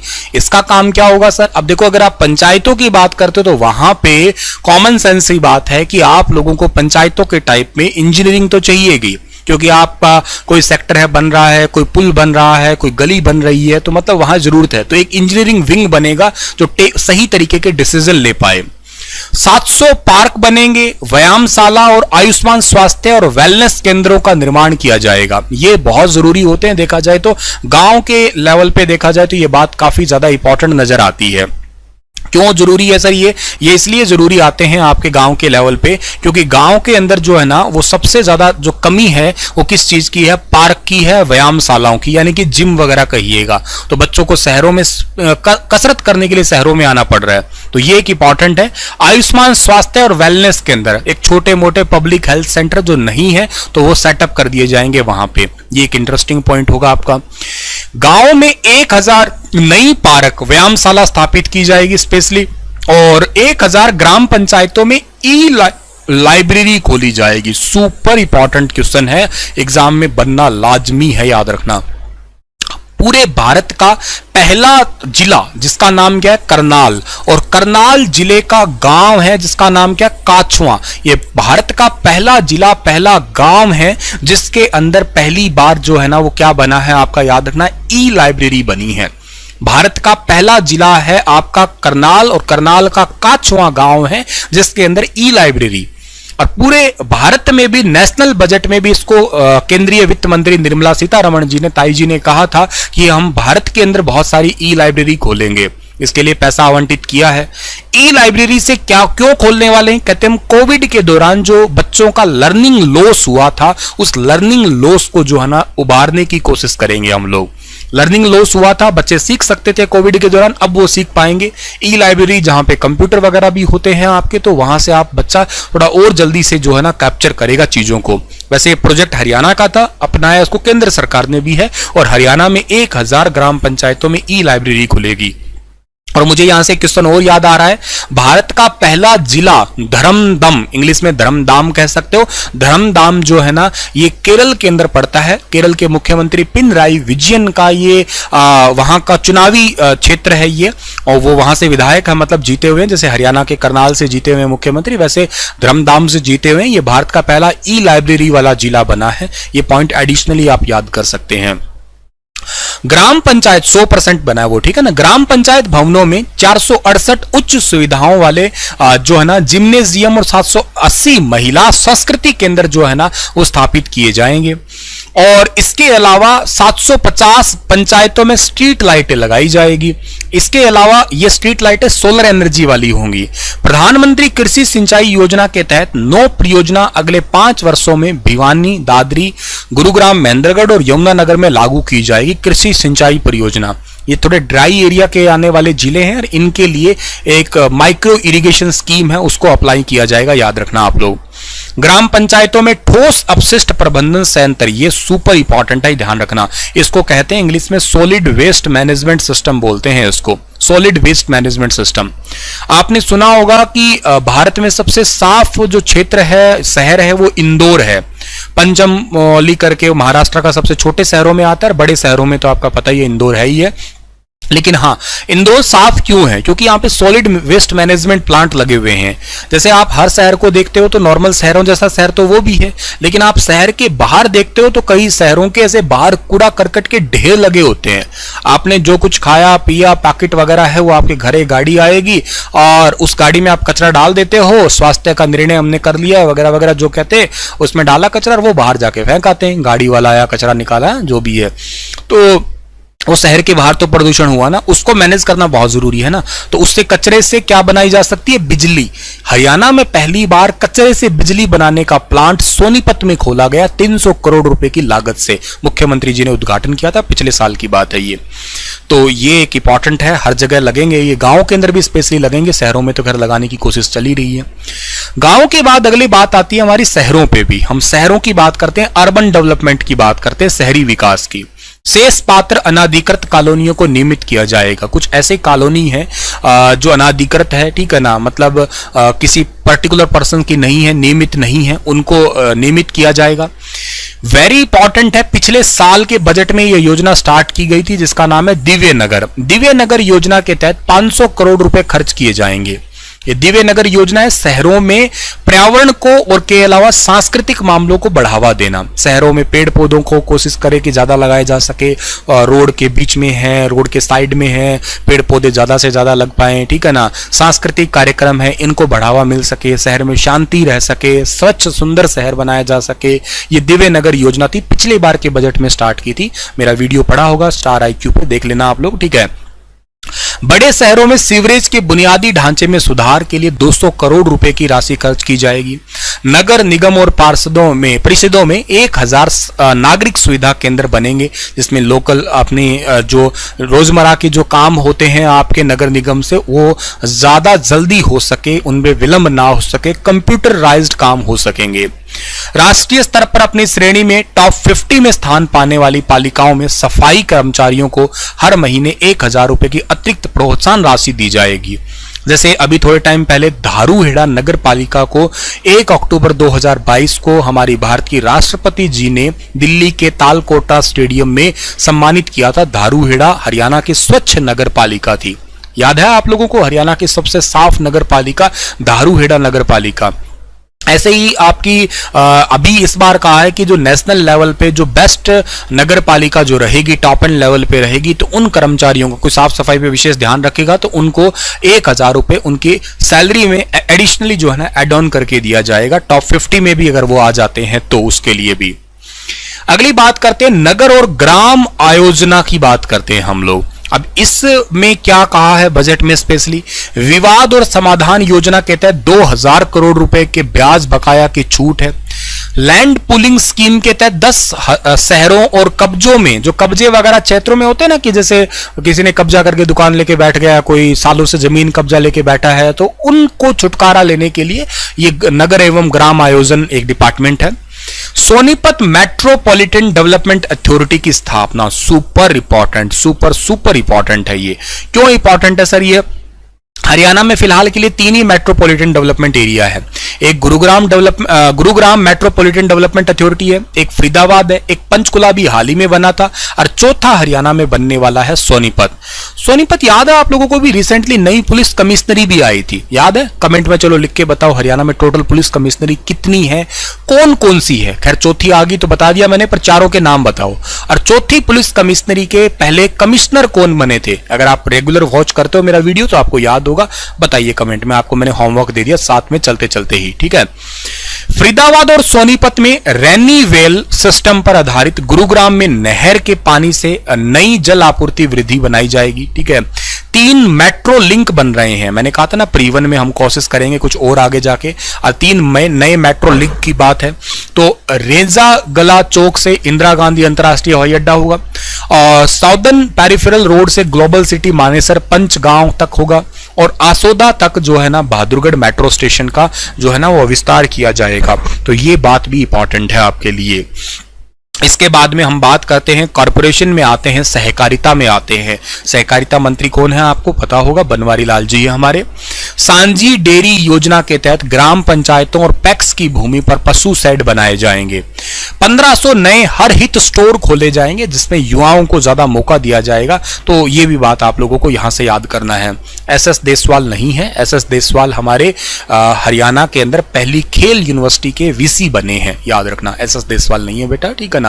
खेल यूनिवर्सिटी जो सोनीपत के राई के अंदर है, याद रखना, वो बनी है। उसके चांसलर कपिल देव को बनाने की बात है, लेकिन उसके वाइस चांसलर पहले बने हैं SS देसवाल, ठीक है ना। तो ITBP से रिटायर्ड है वो। चलो आगे बात करते हैं हम लोग, अगली बात करते हैं खेल की बात करते हैं। खेल के बजट की क्या बात हुई है? हरियाणा खेल अकादमी स्थापित की जाएगी, ठीक है, अच्छी बात है। अंबाला और पंचकुला में 200 बिस्तर क्षमता का खेल छात्रावास स्थापित किया जाएगा, ये और एक इंटरेस्टिंग बात होगी हमारी यहाँ पे, ठीक है ना। अच्छा, कुरुक्षेत्र जिले में एक साइकिल वेलोड्रोम जानते हो ना आप लोग, साइकिलिंग का ट्रैक होता है। अभी तक ये दिल्ली में है, बहुत बड़ा। खेलो इंडिया यूथ गेम जब हुए थे, पिछले हुए थे तब भी दिल्ली में हुए साइकिलिंग वाले, और इस बार मध्य प्रदेश वाले हुए तो भी ये दिल्ली में हुए साइकिलिंग वाले। इस बार वाले में हम दूसरे नंबर पे थे, पिछली बार में हम पहले नंबर पे थे। और करनाल जिले में एक वाटर स्पोर्ट्स सेंटर का निर्माण किया जाएगा। जो चोटिल खिलाड़ी हैं, खेल के दौरान चोट लग जाती है, उनको master Chandgi Ram sports person insurance benefit scheme शुरू की जाएगी। वेरी इंपॉर्टेंट, जब भी योजना आती है तो थोड़े कान खड़े कर ही लिया करो, एग्जाम के लिए जरूरी होती है ये, ठीक है ना। Master Chandgi Ram sports insurance benefit scheme start की जाएगी, ठीक है। हिसार और रोहतक में वैज्ञानिक खेल प्रशिक्षण और पुनर्वास केंद्रों का निर्माण किया जाएगा। इंदौर में, रोहतक के अंदर भी चोटिल खिलाड़ियों के लिए जो इमरजेंसी वार्ड है ना, उसकी शुरुआत ऑलरेडी कर दी गई है, खैर ये तो पुराना था।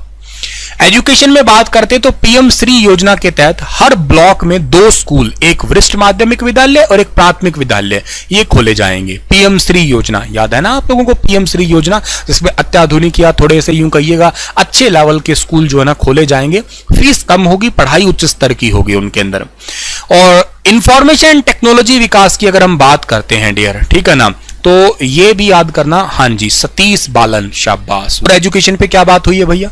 और एजुकेशन पे बात हुई है हमारी यहाँ पे कि ऑनलाइन शिक्षा पाठ्यक्रम हेतु जो है ना वो HCERT गुरुग्राम में एक इंफॉर्मेशन टेक्नोलॉजी सेंटर बनेगा। मतलब आप लोगों को यूं समझो कि आने वाले टाइम में सरकार की तरफ से भी जो है ना ऑनलाइन तरीके से पढ़ाई करवाई जाएगी, बहुत ही कम लागत के अंदर, ठीक है, ये एक इंपॉर्टेंट है।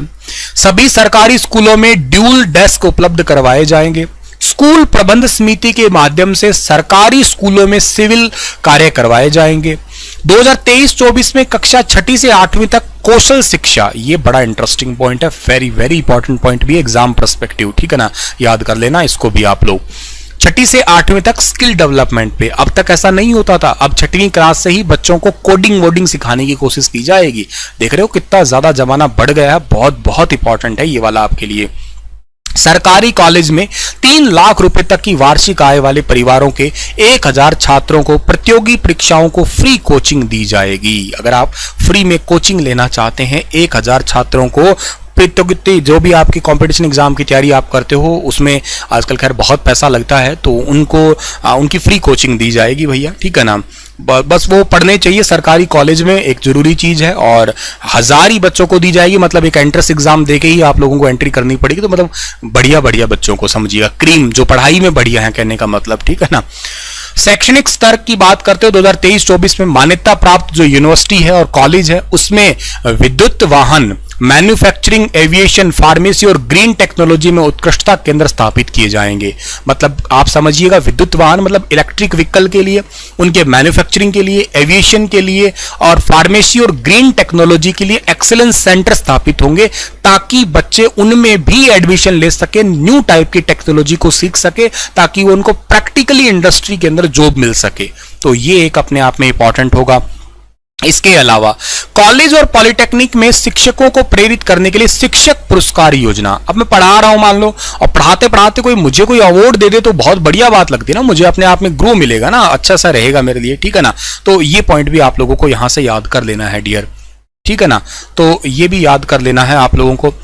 अगली बात है, अगले 2 सालों में 4000 नए प्ले स्कूल खुलेंगे। ये प्ले स्कूल क्या है? ये आंगनवाड़ी स्कूलों को कन्वर्ट करके हम लोग कोशिश कर रहे हैं बदलने की, जिसमें बच्चों को ना लैंग्वेज पे और उनके छोटे मोटे कामों पे जो ना ध्यान दिया जा सके बेसिकली, ठीक है। तो महिला एवं बाल विकास मंत्रालय में ये एक इंपॉर्टेंट पॉइंट हुआ। चलो सर आगे की बात करते हैं, तो आगे हम आते हैं स्वास्थ्य में सीधा, ठीक है ना। स्वास्थ्य में क्या हो रहा है भैया, देखते हैं, आ जाओ स्वास्थ्य में क्या हो रहा है। स्वास्थ्य की बात अगर करते हैं आप लोग और हम लोग यहाँ पे, तो एक सेकंड बाबा, ये रहा, 3 लाख रुपए तक वार्षिक आय वाले परिवार चिरायु आयुष्मान भारत योजना में शामिल होंगे। जिसमें 5 लाख रुपए तक का फ्री इलाज होने वाला है। सीधी बात है, फ्री मेडिकल चेकअप होगा, हेल्थ चेकअप होगा, एकदम फ्री होगा, कोई उसका पैसा नहीं लिया जाएगा आपका। ठीक है। नए मेडिकल कॉलेज के साथ 11 जिलों में नर्सिंग कॉलेज और पैरामेडिकल कॉलेज खोले जाएंगे। ये भारत सरकार ने भी कहा था, 157 जो आपके नर्सिंग कॉलेज खोले जाएंगे, ये भारत सरकार के बजट में भी था। Post graduate institute of dental science Rohtak तथा शहीद Hasan Khan Mewati Government Medical college नल्लड़ नू में एक एक्सेलेंस सेंटर स्थापित किया जाएगा। ठीक है ना। ये Shaheed Hasan Khan Mewati Government Medical College important है, एग्जाम में पूछा गया था एक बार, कौन से जिले में है, ये नूह डिस्ट्रिक्ट में है। ये क्वेश्चन इतना ही था कि ये है कहां पे, तो उसका आंसर था नूह आपका। उपमंडलीय अस्पतालों में सार्वजनिक निजी सहभागिता अल्ट्रासाउंड और अन्य, मतलब जैसे कि मान लेते हैं कि मंडल क्षेत्र या उपमंडल क्षेत्र के छोटे मोटे हॉस्पिटल है, तो वहां पे अल्ट्रासाउंड और मूलभूत टेस्ट वाली मशीनें, आपने नोटिस किया होगा बहुत सारे ऐसे पब्लिक हेल्थ सेंटर होते हैं जहां पे ऐसे टेस्टिंग मशीनें जो है ना नहीं मिलती है। आमतौर पे बड़े शहरों में बड़े हॉस्पिटल में जाना पड़ता है बड़े बड़े टेस्ट करवाने के लिए, क्योंकि महंगे मशीनें बहुत महंगी आती है। तो सरकार कोशिश करेगी कि ऐसे एटलीस्ट मशीनें सेटअप कर दी जाए, एटलीस्ट उनको इसके लिए बहुत ज्यादा पैसा ना लगाना पड़े, किसी बड़े हॉस्पिटल में ना जाना पड़े। गुरुग्राम में क्या होगा, 700 बिस्तर का अत्याधुनिक मल्टी स्पेशलिस्ट जिला अस्पताल बनाया जाएगा। एक डिस्ट्रिक्ट हॉस्पिटल बनेगा, सरकारी हॉस्पिटल बनेगा, मतलब सिविल हॉस्पिटल बनेगा। निःशक्त जन के लिए पंचकुला में स्टेट एक्शन समानुभूति सेंटर, जो यूं कहिएगा डिसेबल पर्सन है, यूं कहिएगा जिनका कोई सहारा नहीं दिख रहा है आप लोगों को, उनके लिए एक स्टेट एक्शन समानुभूति सेंटर बनेगा, निराश्रित लोगों के लिए, और जिनको कोई बीमारी वगैरह भी है उनके लिए भी। 7 जिलों में सैनिक सदन भी बनाए जाएंगे। ठीक है ना, ये एक छोटी सी बात थी। उसके बाद बात करते हैं हम लोग अगली, वो हमारी बात है सामाजिक न्याय की बात हो रही है। सामाजिक न्याय, अधिकारिकता, अनुसूचित जाति, पिछड़े वर्गों का कल्याण, अंत्योदय, उनकी बात चल रही है अब हमारी यहाँ पे। ठीक है ना।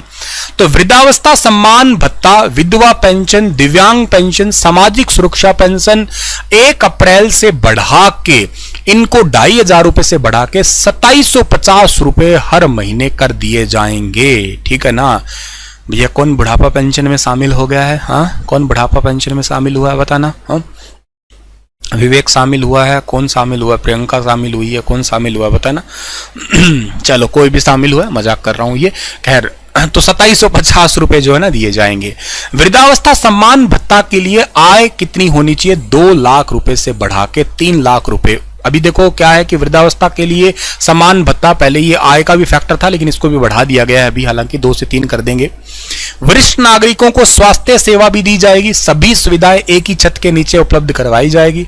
वरिष्ठ नागरिकों को सेवा आश्रम योजना स्टार्ट की जाएगी। ठीक है ना, बुढ़ापे के लिए जो है ना सेवा आश्रम स्टार्ट किए जाएंगे, ये भी बात आप लोगों को यहां से याद करना है। मुख्यमंत्री अंत्योदय परिवार उत्थान, इसके लिए 2 लाख रुपए से अधिक परिवारों को जो है ना वो कवर किया जाएगा। अंत्योदय उत्थान मतलब 1,80,000 सालाना जिनकी इनकम है, उन परिवारों को रोजगार मेले के तहत छोटे छोटे रोजगार दिए जाएंगे, कुछ लोन देके। तो ये अंत्योदय उत्थान है, कोशिश करेगी कि उन परिवारों को भी आगे लेके जाए सरकार। दिव्यांग बच्चों के लिए रेड क्रॉस सोसाइटी है, उसमें स्कूलों का संचालन सरकार कर ही रही है, थोड़ा और एनहांसमेंट देगी सरकार।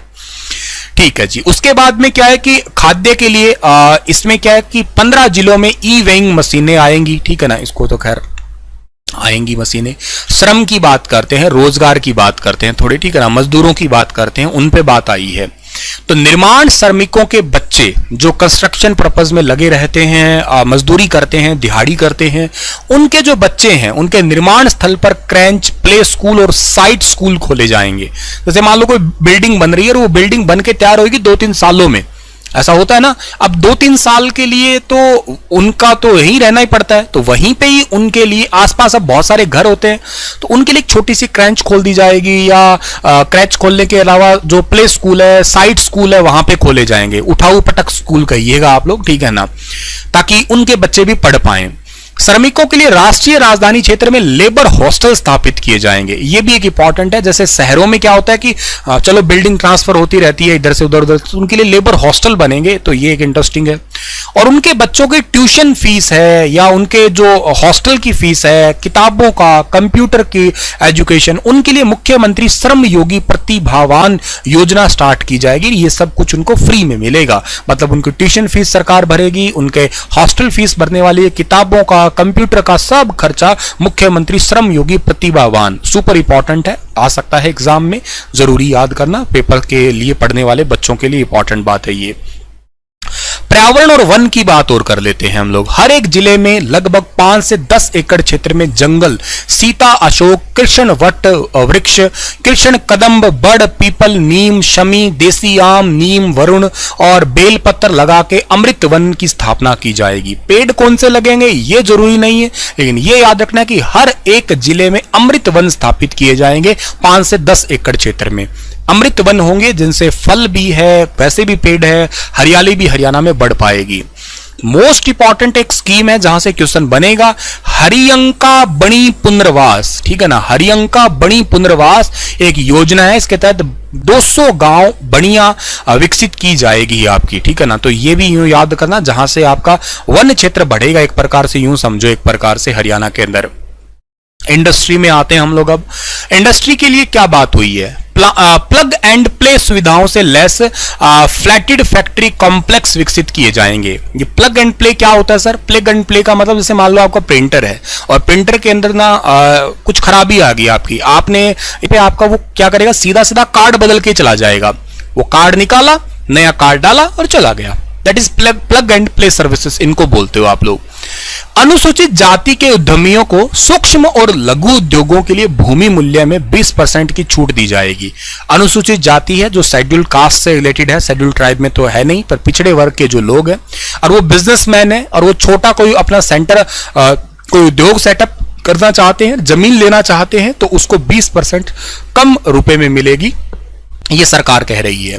अंबाला गुरुग्राम में डेटा सेंटर पार्क स्थापित किए जाएंगे। इनकी स्थापना के लिए सब्सिडी, ब्याज और इसके अलावा स्टाम्प ड्यूटी, इन सब में छूट दी जाएगी। गुरुग्राम में डेटा सेंटर बनेगा, ये वेरी इंपॉर्टेंट क्वेश्चन है, पेपर में ऑलरेडी पूछ लिया। बनेगा कहां पे? अभी थोड़े टाइम पहले इसकी भी घोषणा हो गई थी अंबाला की, आज बजट में इनको दिखाई दिया है कि अंबाला और गुरुग्राम दोनों में ही एक डेटा सेंटर जो है ना ये बनेगा आपका। ये फरीदाबाद और पानीपत में दुनिया के लेवल का ही एक सह व्यापार केंद्र स्थापित किए जाएंगे, मतलब जहां से आप वर्ल्ड टाइप का ट्रेड कर सकते हैं, दुनिया लेवल की बातें होगी, विश्व स्तर का व्यापारिक सेंटर जो ना स्थापित किए जाएंगे, सर्विसेज सेंटर भी वहां पे होंगे। अंबाला, हिसार और महेंद्रगढ़ में मल्टी मॉडल लॉजिस्टिक पार्क बनेंगे, जहां से आप लोग ये सामान, फ्लिपकार्ट है, अमेजोन है और बहुत सारी ऐसी लॉजिस्टिक कंपनी है। मैं बता देता हूं, भारत में नंबर 1 लॉजिस्टिक के मामले में गुजरात है, 2 नंबर पे आता है हरियाणा ही आता है। तो लॉजिस्टिक पार्क बनेंगे, वेयर हाउसेस बनेंगे, ताकि ज्यादा से ज्यादा इंडस्ट्री जो है ना हमारी तरफ में आ सके। रेलवे की बात करें तो बहादुरगढ़ और कैथल में एलिवेटेड रेलवे लाइन बनाई जाएगी। मैं बता देता हूं, भारत का पहला एलिवेटेड लाइन जो है ना वो बनाई गई थी रोहतक के अंदर, और अभी रिसेंटली बहादुरगढ़ और कैथल में भी एलिवेटेड लाइन बनेगी नॉर्मल रेलवे के लिए। मेट्रो के लिए तो खैर ऑलरेडी है ही है आपकी, है ना। पीडब्ल्यूडी एंड B&R डिपार्टमेंट की बात करते हैं तो ये आपके वो शहरों के अंदर रोड बनाने की बात कर रहे हो आप लोग, ठीक है। तो हरियाणा में 5000 किलोमीटर लंबी सड़कों का सुधार किया जाएगा। नाबार्ड सहायता से 554 किलोमीटर लंबी सड़कों को चौड़ा और मजबूत किया जाएगा। और राज्य में 14 नए बाईपास भी बनाए जाएंगे।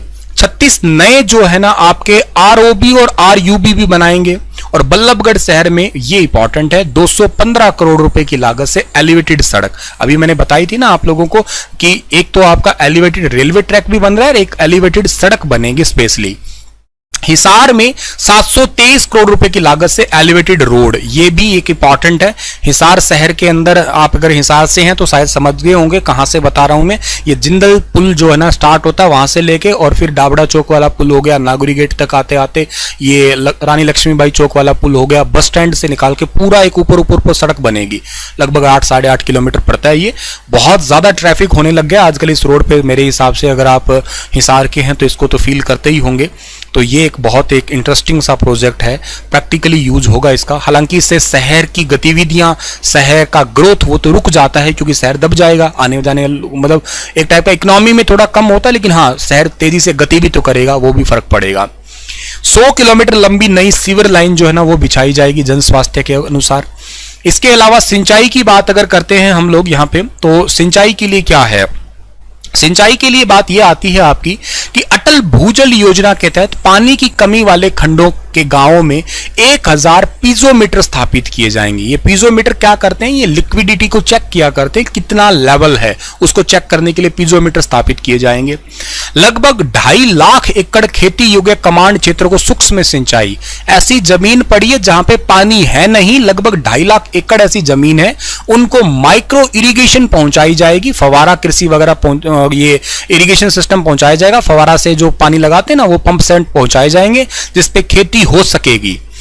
4000 ऑन फार्म वाटर टैंक बनाए जाएंगे, बड़े बड़े डिग्गियां बना देते हैं ना जिससे जो है ना खेतों में ये फवारा खेती जो है ना आपकी कर सके, आसानी से फवारा सिंचाई कर सके। 3 सालों में सूक्ष्म सिंचाई प्रणाली से गन्ने की खेती के 2 लाख एकड़ क्षेत्रों को कवर किया जाएगा। गन्ने में भी ये सूक्ष्म सिंचाई की जाएगी, जिसमें जरूरी नहीं है कि फवारा ही हो, एक्चुअली वहां पे वो छोटी सी पाइप निकल जाती है ना ताकि पौधों की सिर्फ जड़ जड़ में पानी जाए, बाकी पानी वेस्टेज ना हो, कहने का मतलब। 2000 रिचार्ज बोरवेल और छत पर वर्षा जल संचयन संरचना का निर्माण होगा। गुजरात ने भी रिसेंटली सुजलाम सुफलाम योजना स्टार्ट की है ऐसी ही, और ऐसा हरियाणा कर रहा है कि जैसे बारिश आती है तो छत का पानी वेस्ट होता है तो उसमें रिचार्ज बोरवेल बनाए जाएंगे ताकि जमीन का जो लेवल पानी का गिरता जा रहा है उसको उठाया जा सके, जो पानी व्यर्थ जा रहा है उसको बोरवेल में डाल के हमारा जो ग्राउंड वाटर लेवल है उसको ठीक किया जाएगा, सुधारा जाएगा। खेती योग्य कमांड क्षेत्र वाले खालों के पुनर्वास, जो पानी देने के लिए खाले होते हैं ना आपके, नाले होते हैं, उनको ठीक किया जाएगा, इनकी मरम्मत की जाएगी, 24 फीट से 40 फीट तक इनको बढ़ाया जाएगा, चौड़े किए जाएंगे, इनकी साफ सफाई पे विशेष ध्यान दिया जाएगा ताकि किसानों के खेतों तक प्रॉपर पानी ढंग से पहुंच पाए। महेंद्रगढ़ के निजामपुर में 10 जलाशयों का विकसित किया जाएगा। सतलुज यमुना लिंक SYL के निर्माण के लिए 101 करोड़ रुपए का बजट है।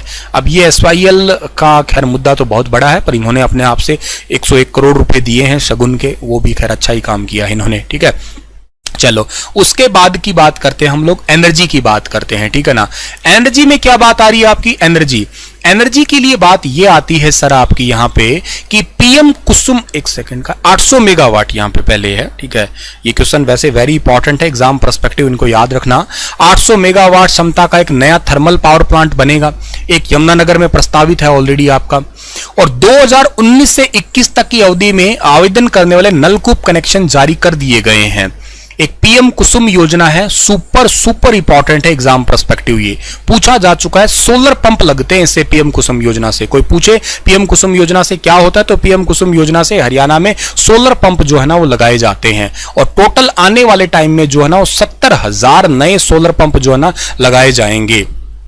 गौशाला, गुरुकुल, कामकाजी महिला, इनके लिए हॉस्टल, अनाथालय, विशेष बच्चों के लिए स्कूल, वृद्धाश्रम, बाल गृह, नारी निकेतन, धर्मार्थ संस्थान, सरकारी गैर सरकारी संगठन, ये सब कुछ जो है ना इन सभी पे ही सोलर वाले आपकी छतें लगा दी जाएगी। मतलब ये जितने भी सरकारी डिपार्टमेंट है, चाहे वो अनाथालय हो, चाहे वो वृद्धाश्रम हो, चाहे वो स्कूल हो, कोई गुरुकुल हो, गौशाला हो, इन सभी पे, स्कूलों में सरकारी स्कूल वगैरह कोई है, इन सभी पे सोलर जो है ना प्लेटें लगाने की कोशिश की जाएगी ताकि सरकार का इन पे बिजली का खर्चे का बोझ है ना वो थोड़ा कम हो जाए। और हम लोग एक एनर्जी में भी जाएंगे, ये भी बहुत इंपॉर्टेंट होगा ये, ठीक है, ये भी आपको याद रखना है। इसके बाद में आगे बढ़ते हैं। हाँ, इसका पीडीएफ मिल जाएगा, स्टार IQ टेलीग्राम पे मिल जाएगा, ठीक है ना। स्टार IQ टेलीग्राम ज्वाइन कर देना, वहां पे मिल जाएगा। पर्यटन और विरासत की भी बात करते हैं हम लोग। पर्यटन और विरासत की अगर हम बात करते हैं तो इसका तो खैर पैसा ही बहुत होता है देखा जाए तो। गुरुग्राम और नूह में 10,000 एकड़ में Aravalli safari park, super important question है ये। दुनिया का करंट में सबसे बड़ा जो पर्यटन स्थल है ना, ये सफारी पार्क है, ये शारजाह में है, याद होगा आपको, 2000 एकड़ में है शारजाह में।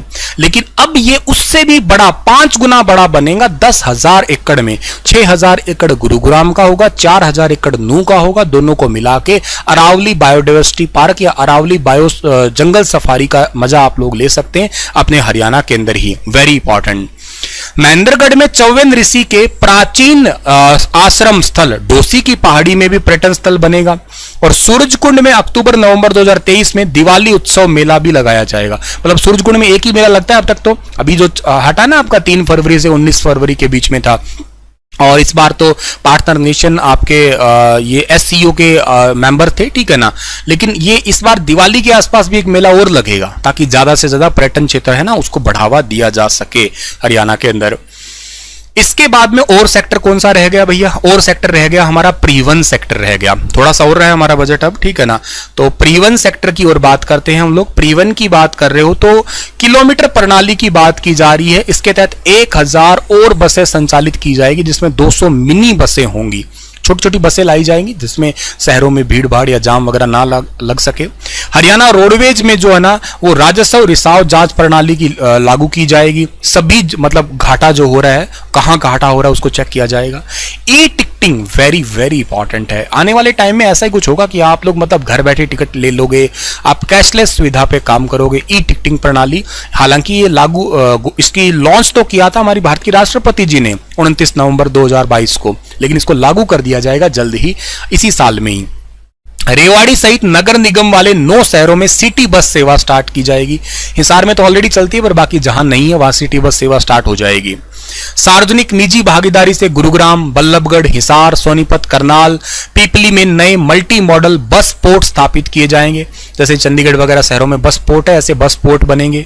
सिटी इंटरचेंज टर्मिनल स्थापित होंगे आपके। इसके अलावा जो है ना वो वरिष्ठ नागरिकों के रियायती किराए की पात्रता आयु सीमा को 65 वर्ष से घटा के 60 वर्ष कर दिया। मतलब जिनको 65 वर्ष पे जो किराए में रियायत मिलती थी पहले, अब वो 60 साल कर दी गई है, 5 साल कम कर दिया। मतलब अब 60 साल का कोई बुजुर्ग होगा उसको भी किराए में रियायत मिलेगी, ठीक है। अब डीलर पॉइंट नए वाहन पंजीकरण होंगे, ठीक है ना। भिवानी और नूह के अंदर एक संस्थान किया जाएगा सेटअप, जहां पे नए ड्राइविंग ट्रेनिंग सेंटर स्थापित होंगे आपके। और इसके अलावा गुरुग्राम में 26 एकड़ जमीन पे heli hub, super important question exam में जरूर पूछा जा सकता है आपका, ये कितने एकड़ में बनेगा? ये गुरुग्राम में 26 एकड़ में बनेगा। हेलीकॉप्टर की जहां पे सर्विस और मेंटेनेंस दोनों की जा सके वो गुरुग्राम के अंदर बनने वाला है आपका ये। पायलट को ट्रेनिंग देने के लिए 10 सिंगल इंजन ट्रेनर एयरक्राफ्ट और एक मल्टी इंजन एयरक्राफ्ट खरीदे जाएंगे ताकि पायलट को ट्रेनिंग दिए जा सके आसानी से, कम खर्चे के होंगे ये। और हरियाणा में भी पायलट ट्रेनिंग प्रोजेक्ट है वो भी बढ़ सके। खान और भू विज्ञान की बात करते हैं, जियोलॉजी की बात करते हैं, तो बहंदरगढ़ के गोलवा गांव में तांबे के खनिज ब्लॉक है, इसकी नीलामी की जाएगी, आपकी ऑक्शन किया जाएगा, जिसमें बहुत ज्यादा जो है ना वो राज्य को लाभ मिलेगा सीधा सीधा। शासन की बात और कर लेते हैं। जींद में अग्निशमन सेवाओं की स्थापित की जाएंगे, ठीक है। चंडीगढ़ में अतिरिक्त विधानसभा परिसर के लिए 50 करोड़, सुपर इंपॉर्टेंट। हमारी विधानसभा नई बनने वाली है, चौथा परिसीमन होगा 2026 में, तब हमारी विधानसभा सीटें 126 होने का अनुमान है। और इसी के चलते हुए हमें नई विधानसभा बनाने की मंजूरी मिल चुकी है और उस पर 50 करोड़ रुपए का खर्चा लगेगा, 10 एकड़ लगभग जमीन में। चंडीगढ़ के अंदर ही बहुमंजिला आवास के निर्माण वगैरह ये भी किए जाएंगे, ठीक है। उसके बाद में और इंपॉर्टेंट क्या है, होम डिपार्टमेंट की बात करते हो आप लोग, तो साइबर अपराध के मामलों की जांच हर जिले में कम से कम एक मोबाइल फोरेंसिक साइंस यूनिट होगी, आपकी फोरेंसिक साइंस यूनिट होगी। और विस्फोट और नशीले पदार्थों का पता लगाने के लिए in house canine breeding come training centre स्थापित किए जाएंगे, ताकि ऐसे सेंटर हो जिससे पता लगाया जा सके कि कोई विस्फोटक पदार्थ है, ठीक है ना। हम बात करते हैं इंफॉर्मेशन की, बात करते हैं सूचना जनसंपर्क विभाग की, जिसमें मान्यता प्राप्त मीडिया कर्मियों को कैशलेस चिकित्सा, जैसे कोई मीडिया कर्मी है, वरिष्ठ पत्रकार है, उनको किसी हॉस्पिटल में बिना पैसे दिए सुविधा मिल सके। अंबाला, भिवानी, हिसार, रेवाड़ी, करनाल, गुरुग्राम में 6 मॉडल जिला स्तरीय ई पुस्तकालय स्थापित किए जाएंगे। ये इंपॉर्टेंट है, याद रखना, इनमें मॉडल स्तर के बनेंगे आपके। इसके अलावा पंडित लक्ष्मीचंद कलाकार सामाजिक सम्मान, ये भी वेरी वेरी इंपॉर्टेंट है। इस योजना के तहत कलाकारों को 10,000 रुपए हर महीने दिए जाएंगे, 10,000 रुपए हर महीने दिए जाएंगे कलाकारों को। हरियाणवी लोक परंपराओं को बढ़ावा देने के लिए हरियाणवी कला प्रसार योजना, सुपर इंपॉर्टेंट अगेन ये रहा। अंत्योदय परिवार के लिए योजना, लाभार्थी इनको सीधे पहुंच सके, उनके लिए सेवा सेतु पोर्टल है। मतलब यो समझो रीचिंग द लास्ट माइल, आखिरी इंसान तक सेवाओं का लाभ मिल सके, गरीब से गरीब लोगों को सेवाओं का लाभ मिल सके, इसलिए सेवा सेतु पोर्टल है ना, ये स्टार्ट किया जाएगा हरियाणा राज्य के अंदर स्पेशली आपका, ठीक है। चलिए सर, उसके बाद अच्छा इतना ही था क्या हमारा?